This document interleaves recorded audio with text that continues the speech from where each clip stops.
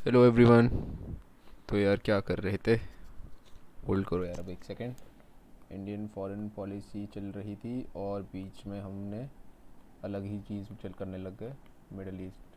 तो इसका रीज़न कुछ है नहीं खास ऐसा सच, बट कि मैं बीच में यार कहीं चला गया था 2 दिन के लिए। तो मिडल ईस्ट मैंने सोचा घुसा देते हैं बीच में, रादर क्योंकि मैं टाइम नहीं दे पाया था उसमें। एनीवे, तो मिडल ईस्ट अगर हमने कर लिया है तो फिर अब क्या करते हैं, डायरेक्ट फिर इसराइल वगैरह चीज़ें पहले ही कर लेंगे। बट इसराइल करने से पहले मुझे पता है कि तुम लोग अभी उस, ऐसा होता है ना, स्टार्टिंग में बहुत स्लो स्लो चीज़ रखो ताकि एक बेस बन जाए, उसके बाद बहुत फास्ट हो जाओ। तो ये वे होता है जनरली, जैसे मेरे समझने का है। बट मिडल ईस्ट ना काफ़ी यार कॉम्प्लेक्स वाली चीज़ है। तो हो सकता है इससे काफ़ी इश्यूज आ गए हों, जैसे मैंने देखा काफ़ी सारी क्वेरीज आ गई मेरे पास। तो इतना लोड नहीं लेना है यार, तुम्हें पॉलिटिकल ना अंडरस्टैंडिंग होनी चाहिए बस कि है क्या। तो ये मुस्लिम ब्रदरहुड पे जितने भी तुम लोगों ने क्वेरीज डाली हैं, कुछ खास मेक सेंस कर नहीं रही क्योंकि इतना घुसना नहीं है चीज़ों में। ठीक है, सिलेबस तुम्हारा इसराइल के ऊपर है, मेजर जो पोर्शन है यूएस और इसराइल की डेवलपमेंट के बारे में। तो वहाँ पे मिडल ईस्ट की अंडरस्टैंडिंग काफ़ी हेल्प करती है समझने में इसराइल में क्या चल रहा है क्या नहीं चल रहा। अब जो इस डोमेन में तुम बात करना चाह रहे हो या जो क्वेश्चन क्वेरीज आई हैं मुझ पे मुस्लिम ब्रदरहुड की, यार तुम ऐसा समझो ना, तुम्हें पॉलिटिकल गेम समझना है वहाँ किस तरफ है। ये लेफ़्ट विंग है, ये राइट विंग है। राइट विंग किस टाइप का होता है, लेट से जो नेशनलिज्म की बातें करते हैं, जो जो बेसिकली काफ़ी पावर ना अपने कंट्रोल में रखना चाहते हैं। तो आइडिया लग गया, जैसे मोदी जीम या बीजेपी गवर्नमेंट, तो ये काफ़ी राइट विंग की तरफ बोलोगे या सेंटर राइट बोलोगे टेक्निकली। तो उसी तरह से लेफ़्ट में हो जाएगा काफ़ी लिबरल वैल्यूज़ कि भैया freedom, freedom of speech, press, ये वाली बातें हो जाती हैं यहाँ पे। अकाउंटेबिलिटी, अकाउंटेबिलिटी यहाँ भी है राइट विंग में, but from down to bottom accountability मांगते हैं वो ये नहीं मांगते कि ऊपर वाले की अकाउंटेबिलिटी रहे, वो कहते हैं नीचे वाले की अकाउंटेबिलिटी रहनी चाहिए। लिबरल में क्या होता है, नीचे वाले को थोड़ा सा ना फ्री हैंड दिया जाता है, ऊपर वाले की अकाउंटेबिलिटी रखी जाती है। समझ रहे हो? और नीचे वाला जो है, लेट से कोई ब्यूरोक्रेट है तो ये अपना लेते रहेंगे कमीशन खोरी। इनमें नीचे वाला कमीशन खोरी नहीं कर पाएगा, पर ऊपर वाला क्या करेगा, कुछ आरटीआई भी नहीं लगा सकते तुम उस पर। Get it? अब समझ लो एक बार ना चीज़ ये कि यार मिडल ईस्ट किस तरीके का है। तो मिडल ईस्ट में ना राइट लेफ्ट जैसी क्या, अगर एनालॉजी बनाओगे तो क्या होगा यार, कि उनका जो राइट है ना वो राइट नहीं है, वो है कतई घंघोर एक्सट्रीम राइट। मतलब क्योंकि सिंपल सी बात है ना यार, है क्या मोनार्की। ठीक है, तो उसका क्या मतलब है कि अगर हम लेफ़्ट वाली एनालॉजी अगर लगाएंगे तो हम बोलना चाहेंगे फ्रीडम ऑफ ये वो, तो उस तरीके में समझो, ऐसा समझो अकाउंटेबिलिटी बेसिकली सेट करना चाहते हो ऊपर वाले की, और ये नीचे नीचे नीचे है, नीचे वाले की नहीं, ऊपर वाले की अकाउंटेबिलिटी सेट करनी है। तो इसके लिए ज़रूरी नहीं है कि तुम सारी वो वाली बातें भी करो, freedom of speech, equal rights, equal vote, ये वाली बातें करनी ज़रूरी नहीं है, क्योंकि ये पॉलिटिकल गेम है, तुम्हें सत्ता हासिल करनी है, राइट। तो मतलब तुम राइट से थोड़ा भी अगर लेफ़्ट वाली बातें भी कर रहे हो ना, तो तुम क्या बन जाओगे, वहाँ का तो लेफ्ट ही बन गए काइंड ऑफ। ये है मुस्लिम ब्रदरहुड। ठीक है, अब ये मुस्लिम ब्रदरहुड ही क्यों है, क्योंकि यार लेट से कि आरएसएस है जैसे, तो अब ये एक किसी एक आइडियोलॉजी वगैरह पे डेवलप हो रहा था। इसके फिर ऑफ शूट निकला है, इनको दिखा कि यार पॉलिटिकल अगर हमें गेम खेलने हैं तो पॉलिटिकल पेपर भी लिखने पड़ेंगे। पॉलिटिकल पेपर का नाम होता है भैया इलेक्शन।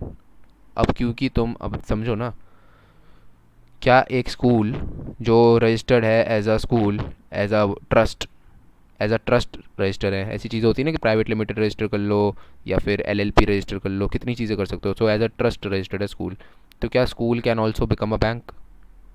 नहीं भाई, बैंक के लिए तुम as a private limited register हो गए, फिर आरबीआई से अप्रूवल लोगे, ये सारी चीज़ें हैं, वो उसका अलग प्रोसेस है।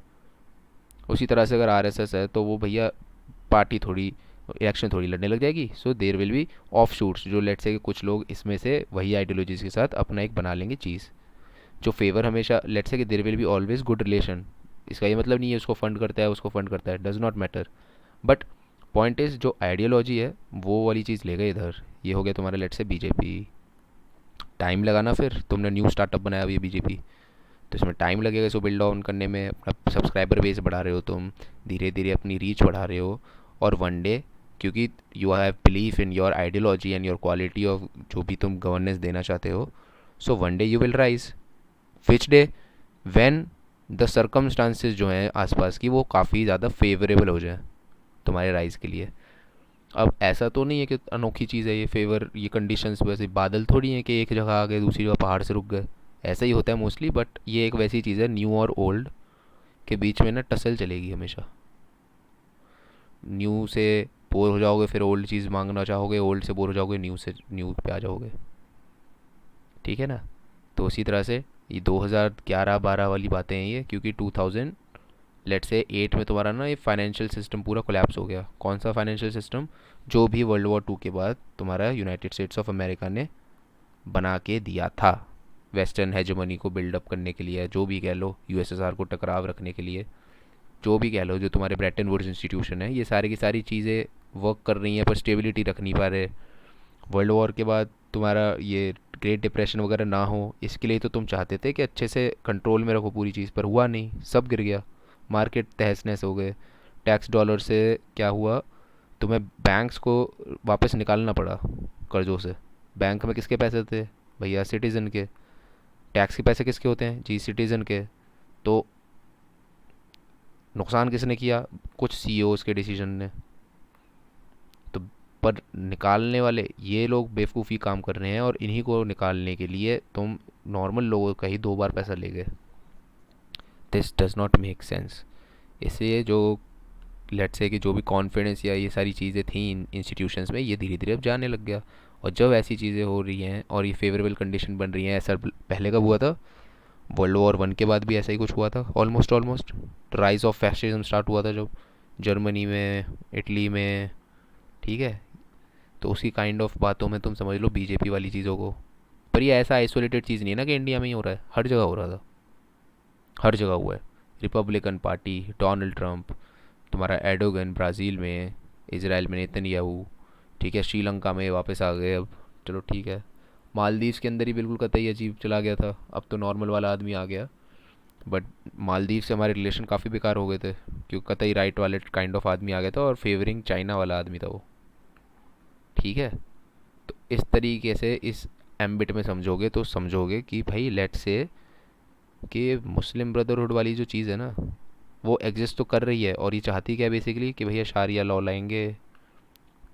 और मुस्लिम जो है, इस्लाम जो है, that is in it self है पॉलिटी। पॉलिटी है, बहुत बढ़िया पॉलिटी है, और थोड़े बहुत इनकॉर्पोरेशन करके इसको ना हम बेसिकली फॉरवर्ड करेंगे, हम प्रीच करेंगे, इस्लामाइज करेंगे। तो बेसिकली फॉर तो है ये, फॉर प्रो इस्लाम, ये इस्लाम कह लो, प्रो इस्लाम है। और चीज़ भी यही चाहते हैं कि अच्छे से इस्लाम को एक्सपैंड किया जाए, एक्सपेंशन। बट जो मीन्स है वो जो है, अब लेट्स से कि इन्होंने डिफरेंट वाला लिया है। मीन्स क्या है इनका? कि ना यार पहले तो ये चाहते हैं कि हम चाहते हैं कि तुम अच्छे से ना अकाउंटेबिलिटी लाओ ऊपर। इसका मतलब है मुनारकी वनारकी हटाओ, हम लोग चुनेंगे कौन आएगा, और फिर हम लोग इस तरीके से रूल बनाएंगे ताकि it favours the expansion of Islam, और शारिया लॉ पे ही चलेंगे। अब क्योंकि शारिया लॉ पे ही चलना कौन और चाहता है? अलकायदा, लेट से, या आईएसआईएस, ज़्यादा एक्यूरेट रहेगा, आईएसआईएस, या फिर तालिबान। तो एक चीज़ देखो, इसका क्या मतलब है कि तुम ना क्या कर सकते हो। अब जो मोनार्क्स हैं, ये मोनार्क है, ये अरब का, लेट से सऊदी अरेबिया का मोनार्क है, और यहाँ पे क्रांति हो गई, अरब स्प्रिंग। तो अब ये क्रांति व्रांति चल रही है, और इसमें मुस्लिम ब्रदरहुड उभर उभर के आ रहा है, बढ़िया लीडरशिप प्रोवाइड कर रहा है लोगों को। ठीक है, मजबूर कर रहा है कुछ सरकारों को कि भैया इजिप्ट में, टूनिशिया में, लेट से कि इलेक्शन वाली सरकमस्टेंसेस इस तरीके के बना दो कि ये चाहिए हो, इलेक्शंस चाहिए हो। तो यार जो ऑर्गेनाइजेशन पहले से ही स्थापित है, लेट से, उसको तो पता है ना कि कैसे गेम खेलना है ये वाला, तो वो तो पहले ही आ जाएगी पावर में। और अगर ये पावर में आती हुई दिखी, तो आसपास जो और मोनार्की वाले देश हैं उनमें लोगों को नहीं लगा कि यार हम भी बना सकते हैं अपनी पावर, हम भी कर लें, हम भी अपने वाले को हटाएं। ये चीज़ क्यों चाहेगा कोई भी राजा? स्पेशली वो राजा जो लोग टाई अप में है यूएसए के साथ, due to whatever reasons. चाहे वो लेट से कि एरिया में पावर डोमिनेंस रखने की, या फिर लेट से चाइना को ना उधर ज़्यादा आने की, किसी और को ना उधर आने की, या फिर सुएज़ कैनाल वगैरह वजहों से। ठीक है, तुम रखना चाहोगे, या फिर लेट से for your oil security, energy security. तो इसलिए तुम क्या करोगे? तुम बोल दोगे कि भाई शारिया लॉ वालिया लॉ जो है ये सारी चीज़ें कौन करता है, अलकायदा तालिबान, समझ लो रिलेशन बनाना है, इक्वेट कर दो कि मुस्लिम ब्रदरहुड भी यही चाहता है, तो बेसिकली ये तो हो गई terrorist organisation. As simple as that, ये वाली बातें हैं। इतना घुसना नहीं है, ठीक है, पर थोड़ा बहुत आइडिया होने चाहिए इन चीज़ों का। चलो ठीक है, एनीवे तो हम क्या कर लेते हैं, इंडियन फॉरेन पॉलिसी है, कुछ ज़्यादा नहीं है, मोटा मोटा जल्दी जल्दी करते हैं। तो जैसे कि है वही यार, वही है, तुम्हें नोट्स तो खुद ही बनाने पड़ेंगे अपने, एज सिलेबस जितना डिमांड करता है वो तुम्हें खुद ही बनाने हैं। बस तुम्हें ये मैं बताऊँगा कि चीज़ें क्या पढ़नी है, क्या इंपॉर्टेंट है और कितनी है। इससे बस तुम्हारा फ़ायदा ये होगा कि तुम्हारा टाइम बचेगा और कुछ नहीं होगा। तो अब यार आ जाते हैं, इंदिरा गांधी वगैरह हो गया, ये नेहरू और इंदिरा गांधी की ही टाइम की ही बातें हैं ऑलमोस्ट ऑलमोस्ट, जितनी भी हमने मिडल ईस्ट वाली भी चीज़ें समझी हैं, क्यों डेवलपमेंट तब से ही हुई है उन चीज़ों की भी, ठीक है ना। तो अगर ये बात हो गई तो हम बढ़ते हैं, किस पे आ जाएंगे हम फिर, इनके बेटे पे, इंदिरा गांधी के। इंदिरा गांधी 2 बार आ गई, राजीव गांधी आ गया। अब राजीव गांधी में कुछ ऐसा सच इतने देखना है नहीं, क्योंकि राजीव गांधी प्रोडक्ट है एक। कैसे, ये हो गया आइडियलिज्म नेहरू, इंदिरा गांधी क्या हो गई, इंदिरा गांधी हो गई तुम्हारी वो रियलिज्म वाली बातें, प्रैक्टिकल वाली बातें। जबकि हम समझ चुके हैं एक बात, क्या क्या ऐसा कुछ नहीं कि ये नेहरू आइडियलिज्म थे, वो तो कह लो कि वो भी एक तरीके की पॉलिटिक्स है, कि आइडियलिज्म के अलावा, दिखाने के अलावा कोई गेम और था नहीं उस समय सेटअप। तुम्हें पता है कि पिट जाओगे तो बेटर है कि ना आइडियलिज्म आइडियलिज्म खेल लो थोड़े दिन, ठीक है, रियलिज्म के चक्कर में दिखाओगे तो क्या ही कर लेते, कुछ नहीं होता, ऐसा कह लो, समझ लो। रियलिज्म में क्योंकि तुम्हें दिख रहा है कि थोड़ा बहुत तुम कर लोगे कुछ अभी, तो झुको मत। प्लस तुम्हें पता है अगर अब झुक गए तो फिर और आ जाएंगे झुकाने, कोई लिमिट नहीं है ना फिर कौन कितना दबा देगा। तो ये वाली बात है कि यूएसए को तो दिखो ही मत झुकते हुए, क्यों, क्योंकि दिख रहा है कि भैया यूएसएसआर के साथ दोस्ती बढ़ा रहे हो, फ्रेंडशिप ट्रीटी भी कर रहे हो, फिर दिख रहा है कि भैया पाकिस्तान को कुचल भी रहे हो, आधा आधा भी कर रहे हो, तो उससे एक परसोना का भी एक इफ़ेक्ट पड़ जाता है, ठीक है। जब राजीव गांधी की हम बात करेंगे तो यहाँ पे देखेंगे ये क्या है, ये दोनों के प्रोडक्ट है, दोनों चीज़ का मिक्स है। अब इसमें ये सोच क्या रहे हैं, फेवर क्या कर रहे हैं और एक्चुअली में क्या कर रहे हैं, वो चीज़ों में थोड़ा डिफरेंस आ जाता है कई बार। जैसे कि जैसे ये बहुत ज़्यादा ना, ये अगेंस्ट थे कि न्यूक्लियर डिसआर्मामेंट वाली चीज़ों के, कि nuclear bombs is not a good thing, ये ओपिनियन है इनका, नॉट गुड थिंग, नहीं बनाते।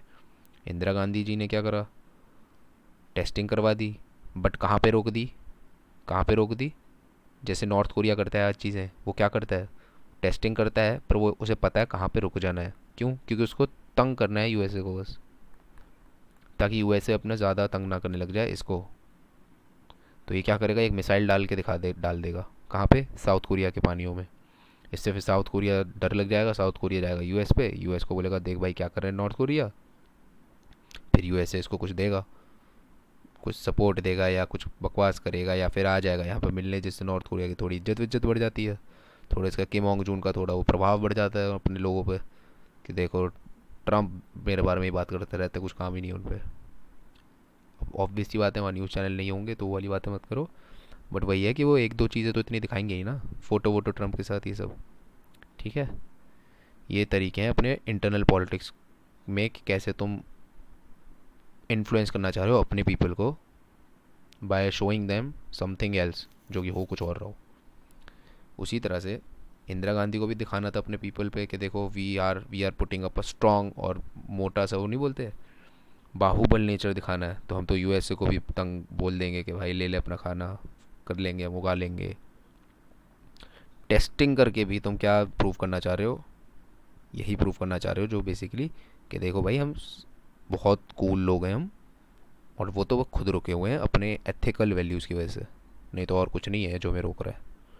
इससे यूएसए को क्या समझ में आएगा, हाँ भाई इंडिया ज़्यादा वो नहीं है कि बिल्कुल ही इग्नोर मार दो, इसको थोड़ा ना हल्के में नहीं ले सकते ज़्यादा, तो या तो अब इंडिया को हल्के में नहीं ले सकते तो क्या करो, उसके पड़ोसी को ना उतना ही तगड़ा कर दो जितना ये है, तो ये आपस में लड़ते मरते रहेंगे, जो कि यूएसए की ना एक हमेशा से कह लो कि ऐसे ही करता हुआ आ रहा है ये दो को हमेशा ना, नंबर 1 और नंबर 2 को जब लड़ाई होती है, ये लड़ने मरने देगा बहुत देर, ताकि ये लेट से इस पे 100 रुपये थे, इस पे 100 रुपये थे, ये लड़ने मरने में ही ना ये 10 रुपये 5 रुपये पे आ जाएंगे, तब ये आएगा एंट्री।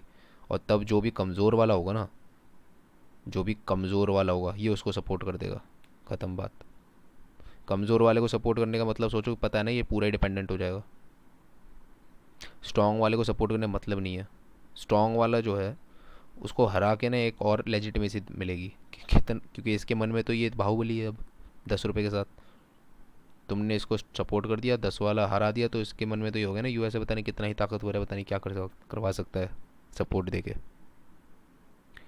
उस तरीके की गेम्स हैं ये, इस तरीके की चीज़ों में समझना लग जाओ,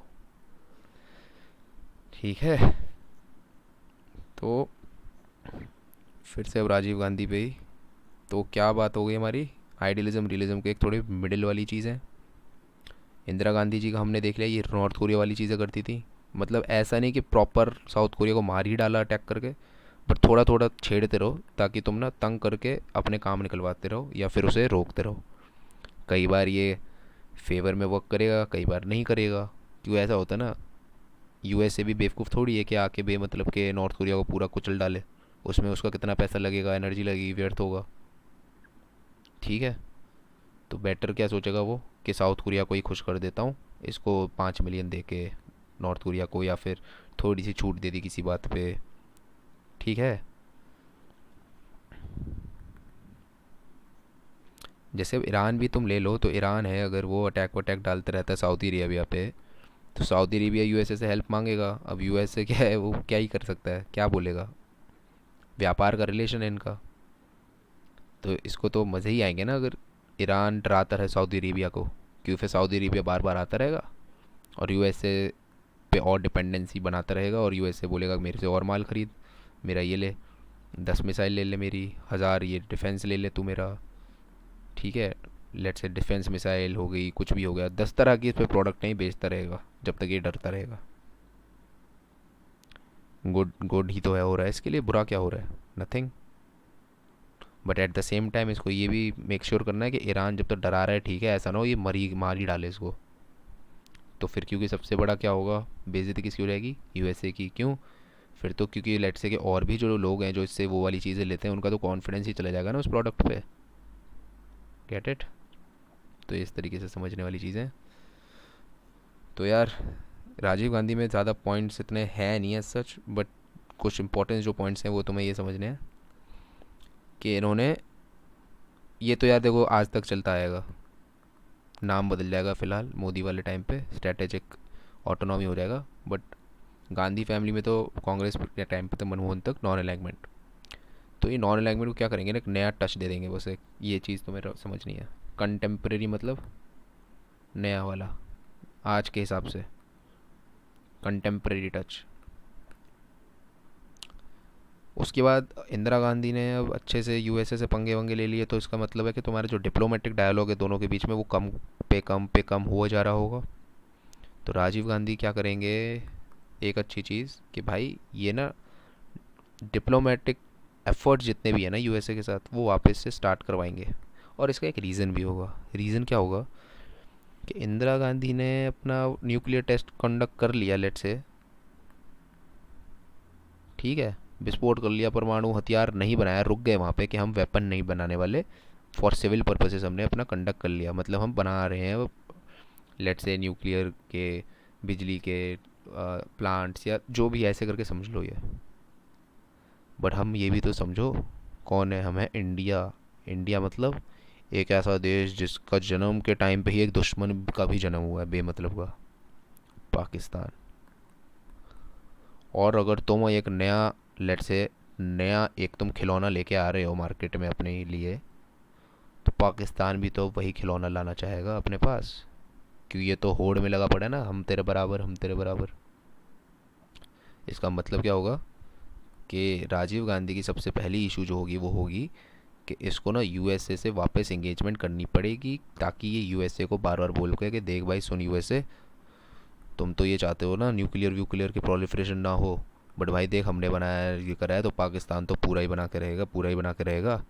और अगर पाकिस्तान बन गया तो समझो पाकिस्तान तो वैसे ही अनस्टेबल है, क्योंकि जब बांग्लादेश का विभाजन हुआ था, इसी यही वन ऑफ द, कोई देश अगर बट रहा है तो उसका समझो ना मतलब क्या है, इसका मतलब है इट इज़ अनस्टेबल। स्टेबल होता तो भैया पूरा होता ना, बट गया टूट गया तो अनस्टेबल है कितना। ऊपर से कभी उसमें आर्मी आ रही है रूल करने, कभी कह रहे हैं डेमोक्रेसी, कभी आर्मी कभी डेमोक्रेसी, कितना अनस्टेबल है। ऐसे में तुम उसको दे दो न्यूक्लियर मिसाइल, या फिर न्यूक्लियर से रिलेटेड कुछ भी, लेट से टेक्नोलॉजी, 5वीं क्लास के बच्चे के हाथ में तुम एक बंदूक पकड़ा दोगे, मोस्ट प्रॉब्ली वो खुद को भी मार लेगा, घर वालों को भी मार देगा, वो शायद टीचर को मार दे गलती से, उसे पता भी नहीं क्या करा। तो ये है उसका सबसे बड़ा योगदान जो है कि भाई इसने अच्छे से ये जो टॉपिक था ना, न्यूक्लियराइज पाकिस्तान का topic, the dangers of nuclearise Pakistan, तो ये राजीव गांधी ने काफ़ी अच्छे से कह सकते हैं कि इसमें एफर्ट्स को बढ़ाने की, इंगेजमेंट को ट्राई किया। बट अब इशू क्या है, जो मैंने तुम्हें स्टार्टिंग में बोला था राजीव गांधी जी के साथ, राजीव गांधी जी के साथ एक तुम्हें एक चीज़ बोली थी, क्या होगी कि जो ये चाहते हैं करना और जो करा है उसमें ना कोई ज़्यादा रिलेवेंस नहीं है, क्योंकि जो इन्होंने करा है ना वो करा है प्रैक्टिकलिटी के टर्म पे, कि what is requirement of a, let's say national interest, तुम्हारे नेशनल इंटरेस्ट क्या कहते हैं, वो कैसे बढ़ने चाहिए, मैं क्या सोचता हूँ अपने दिमाग में कैसा होना चाहिए, हाउ डज़ दैट मैटर। तो अगर ये पूरी इनकी वो चीज़ है कि प्रो डिसार्मामेंट है, ये चाहते हैं कि न्यूक्लियर वेपन ना बने ना बने ना बने, बट जो चीज़ हो चुकी है, इंदिरा गांधी जी अब एक लेट से स्टार्ट करवा चुकी है न्यूक्लियर वाली चीज़, जिसकी वजह से पाकिस्तान को साफ साफ एक वो मिल रहा है ना, घुसने का पूरा ही इनसाइडेड, कि भैया मुझे तो अपना नेशनल थ्रेट हो रहा है, मेरे को तो डर लग रहा है, मैं तो बना के रहूँगा वेपन। इससे एक नेसेसिटी बन गई ना कि राजीव गांधी को भी सैंक्शन क्या करना पड़ जाएगा, न्यूक्लियर वेपन, न्यूक्लियर वेपन की डेवलपमेंट को इसको सैंक्शन इन्हीं को करना पड़ेगा। तो ये काफ़ी ना वैसी चीज़ लगी है कि चाहते नहीं है पर करनी पड़ गई। तो ये चीज़ तुम देखोगे कि इंडियन फॉरेन पॉलिसी में India, I S India not Indira, India की फॉरेन पॉलिसी है ये, इंडिया के लिए क्या बेहतर है। लास्ट में राजीव गांधी नहीं रहे, इंदिरा गांधी नहीं रही, नेहरू नहीं रहा, बट इंडिया रहेगा और रहेगा। ठीक है, तो इसके लिए सोचना है ना तुम्हें कि ये कैसे रहे, ये आकार, अगर इसके पास एक हथियार है नहीं, पर हमने कुछ और करने के लिए, हमने यूएसए को पंगे लेट से दिखाने के लिए, या थोड़ा एक दिखाने के लिए कुछ, तुमने एक चीज़ कर ली जिसकी वजह से इसको मौका मिल गया कि ये इस चीज़ को बार बार लेट से पोर्ट्रे करके कि इसने न्यूक्लियर टेस्ट करे हैं, चाहे सिविलियन ही सही, पर ये थोड़ी अब रुकेगा, इसको तो मौका चाहिए था बस स्टार्ट करने के लिए, और इसको सपोर्ट करना पड़ेगा ही ताकि ये बराबर बराबर हो जाए। There is a more chance ना कि इस पे भी बंदूक है और इस पे बंदूक है, तो ये दोनों एक दूसरे को ही मार दें, रादर देन की बंदूक लेके इसको मारने हैं। ठीक है ना, ऐसे करके बात समझ में अगर आ गई तो ये बहुत ज़्यादा है नहीं इसमें, फिर आगे उसके बाद एक बार ये देख लो, श्रीलंका, तो ये तो बचपन से तुम्हें चीज़ें पता ही होंगी, श्रीलंका में कुछ नहीं है, आर्मी है, और आर्मी क्या करेगी, आर्मी जो है भैया कब्जा लेगी एक जगह को, लेट से कि वहाँ पे बहुत सारे तमिल रहते थे। अभी मैं पूरा बेसिक बच्चों की तरह नहीं बताने वाला हूँ, बहुत बड़े बड़े लोग हो यार तुम। ठीक है, तो एक श्रीलंका वाली चीज़ आएगी राजीव गांधी की चीज़ में। अब इसमें इन्होंने क्या करा है, अब समझो यार एक बहुत इंपॉर्टेंट चीज़, तुम किसी के भी इंटरनल अफेयर्स में ना नहीं घुस सकते हो कभी भी, और ये इंडिया की हमेशा एक डिप्लोमेटिक स्टैंड रहा है कि भाई हम किसी के इंटरनल अफेयर्स में नहीं घुसेंगे, हमें हस्तक्षेप नहीं करना, और इसका एक रीज़न है। अब तुम एक बार को कह सकते हो कि एथिकल रीज़न हो सकते हैं, ये हो सकता है अलाना फलाना, नहीं, ऐसा समझो ना, इंडिया की नीड क्या है, इंडिया की नीड है कि कश्मीर इशू को भैया बकवास बीच में करने आना जाए। ठीक है, जैसे ही अगर आ गए तो फिर समझ लो प्रॉब्लम हो जाएगी, फिर जाएगा कश्मीर। इसका मतलब है कोई भी ये लांछन ना लगा दे गलती से भी इंडिया पे कि इंडिया तू भी तो हमारे इंटरनल अफेयर्स में तंग करता है हमें। जैसे कि कौन बोलता है, नेपाल, किस रीज़न से बोलता है, बिकॉज उनका कॉन्स्टिट्यूशन जो बन रहा है उसके अंदर इशूज़ है कि कौन बना रहा है। अब माओइस्ट कॉन्स्टिट्यूशन बनाएंगे तो इंडिया को तो आके बोलना पड़ेगा ना, भाई रुक जाए एक सेकेंड, लोगों से तो पूछ ले क्या चाहते हैं, क्योंकि माओइस्ट तो ऐसा लगेगा ना कि भैया कम्युनिस्ट पार्टी ऑफ चाइना बनवा रही है कॉन्स्टिट्यूशन नेपाल का। ठीक है, तो भैया ट्रस्ट डेफिसिट वाली चीज़ है। और ट्रस्ट डेफिसिट वाली चीज़ भी नहीं है, तुम अपने पड़ोसियों पे थोड़ा बहुत ना वो रखना चाहोगे हमेशा कि यहाँ पे क्या चल रहा है, यहाँ पे क्या चल रहा है। दिस ये डायरेक्टली तुम्हारे ना उसमें आ जाते हैं एम्बिट में। अब यहाँ पे कतई अब लेट से कि यहाँ राक्षस रह रहे हैं, यहाँ राक्षस रह रहे हैं, यहाँ रह रहे हैं भाई असुर। अबे तुम्हारी भी तो लगेगी एक दिन। ठीक है, तो ऐसी बात है कि तुम ये वाली एरियाज जो हैं बहुत सही से पीसफुल रखना चाहोगे जान के। और कुछ हो नहीं रहा अगर पीसफुल में, तो क्या करना चाहोगे? ज़बरदस्ती की ट्रेड व्रेड देने शुरू कर दो, काम खोल दो, ये कर दो वो कर दो। इससे क्या होगा? सब पैसों में लग जाएंगे, बात ख़त्म। पैसों में लग गए तो बाकी सब भूल जाएंगे। ठीक। तो इंटरनल अफेयर्स में मोस्टली जो इंडिया का स्टैंड है वो यही रहा है कि इंटरनल अफेयर्स में हम पढ़ेंगे नहीं, कभी नहीं पढ़ते, ना पढ़ना चाहिए भी। जबकि ऐसा नहीं होती ना कोई भी चीज़ की एग्जैक्टली ट्रू हो। एग्जैक्टली जैसा कुछ टर्म नहीं है, मतलब मोटा मोटा जो पॉलिसी है क्या है, नहीं करते इंटरफेयर, बट जहाँ ज़रूरत होती है करती भी पड़ती है। बांग्लादेश का creation is directly what your, तुम डायरेक्ट किसी के इंटरनल अफेयर में पढ़ रहे हो। अबे उनकी मर्ज़ी, वो लड़ मर के क्या करें अपने देश के अंदर, कौन जीता कौन हारा करने दो। तुम घुस रहे हो बिकॉज तुम कुछ ना कुछ हर चीज़ ना कैसे भी जस्टिफाई करके अपने हिसाब से कर लोगे। ये है बस, लास्ट में तुम्हें जो चीज़ के लिए कर रहे हो वो ये है। ये बाउंड्री, ये बाउंड्री ऐसे रहनी चाहिए, और इसके अंदर जो लोग हैं वो खिलते उभरते फूलते रहने चाहिए। ये टास्क है। तो जब ये चीज़ होगी तमिल, अब तमिल लोग कैसे गए वहाँ, क्या गए, तो ये तुम्हें यार पता होना चाहिए बच्चों की तरह। फिर ना क्लास बहुत लंबी हो जाती है। तमिलियंस श्रीलंका में है लेट्स से नॉर्थन साइड पे, तो लेट्स से कि अगर आर्मी उधर जाके कब्जा करेगी तो फिर अचानक से क्या होगा कि तुम्हारी एक कॉन्स्टिट्यूंसी जो कि ये तमिलनाडु है यहाँ इंडिया में, वो अच्छा खासा प्रेशर बनाएगी सेंट्रल गवर्नमेंट पे कि भाई have some action, have some action. और नोटिस करो ये वाली चीज़ कि ये ये जो कॉन्स्टिट्यूंसी है ना यार, ये ऐसी कॉन्स्टिट्यूंसी नहीं है कि तुम इसको इग्नोर मार दो। ये एरिया, रीज़न बीइंग, तुम पूरी एंशियंट हिस्ट्री से लेकर आज तक कितना भी पढ़ लोगे, तुम समझो एक बात कि यार ये एरिया ना चेरा चोला पांड्या, ठीक है, विजयनगरा, ये सॉरी उससे पहले इंपीरियल चोला, चालुक्या, अरे कुछ भी करवा लो, कुछ भी हो जाए, पल्लवास, आज की डेट में ए आई डी एम के, ये अपना अलग ही इनका कुछ चलता फिरता रहा है यहाँ पे, जिसका कोई मतलब जो है ना यहाँ सेंट्रल गवर्नमेंट से कभी रहा ही नहीं है। Just for just apart from कि हाँ भाई ठीक है, इनको चुप करा दो बस बोल के कि हाँ भाई ट्रिब्यूट दे रहे हैं। जैसे अब अलाउद्दीन खिलजी का वो आया था, मलिक काफूर, देवनागरी वगैरह तक आ गया था, तो ट्रिब्यूट दे दो। यहाँ तो आ गया मदुरई आ गया, ट्रिब्यूट दे दो, चुप करा दो। रूल पर यहाँ पे अपना ही चला है। कतई बेइज्जती होगी सेंट्रल गवर्नमेंट की अगर ये बोलें कि वी आर इंडिपेंडेंट, और कुछ खास रोक नहीं पाओगे। देर आर बाउंड्री ही बाउंड्री है यहाँ पे। सत सतपुरा रेंज होगी, विंध्या रेंज हो गई, इतने नहीं है, इधर से आ सकते हो बस थोड़ा, और इधर से। और तमिलनाडु इज़ लाइक पूरा ही यहाँ पे, जैसे वेस्टर्न घाट है, ये ईस्टर्न घाट है, मिलता है तो ये वैसे ही ब्लॉक हो जाता है। और यहाँ पे अपने अलग पहाड़ है, तो दिस इज़ ठीक है।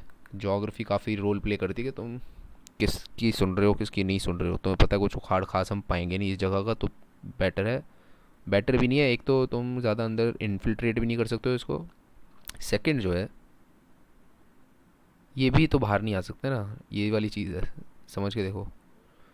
वाइस वर्सा होती है चीज़। जैसे अगर तुम इजिप्ट की बात कर लोगे अगर, तो इजिप्ट की टेरिटरी ऐसी है, ये लेट्स से कि अफ्रीका है, कैसी बनाऊँ मैं अफ्रीका, ये समझ लो, ये अफ्रीका है, ये तुम्हारा हॉर्न ऑफ अफ्रीका हो गया, ये तुम्हारा इजिप्ट है। तो इजिप्ट के अंदर क्या इशू है, ये रिवर नाइल अगर जा रही है तो कुछ है नहीं इधर, तुम्हारा ये पानी है, ठीक है, ये पानी है इधर, ये पानी है ऊपर, ये पानी है। और रेगिस्तान का है, ये पूरा रेगिस्तान है। यहाँ पे तुम्हारे वो आ गए पहाड़, जैग्रोस माउंटेन्स वगैरह, कुछ नहीं आ सकता यहाँ से। तो अच्छी खासी तुम्हें ऐसी जगह मिल गई जहाँ पे तुम उगाओगे बढ़िया, यहाँ पे अच्छे से खाना उगा लो, फूड बास्केट है तुम पे। रिवर है, इधर जा नहीं सकते उधर जा नहीं सकते, बट ऑपोजिट भी ट्रू है, कोई आ भी नहीं सकता।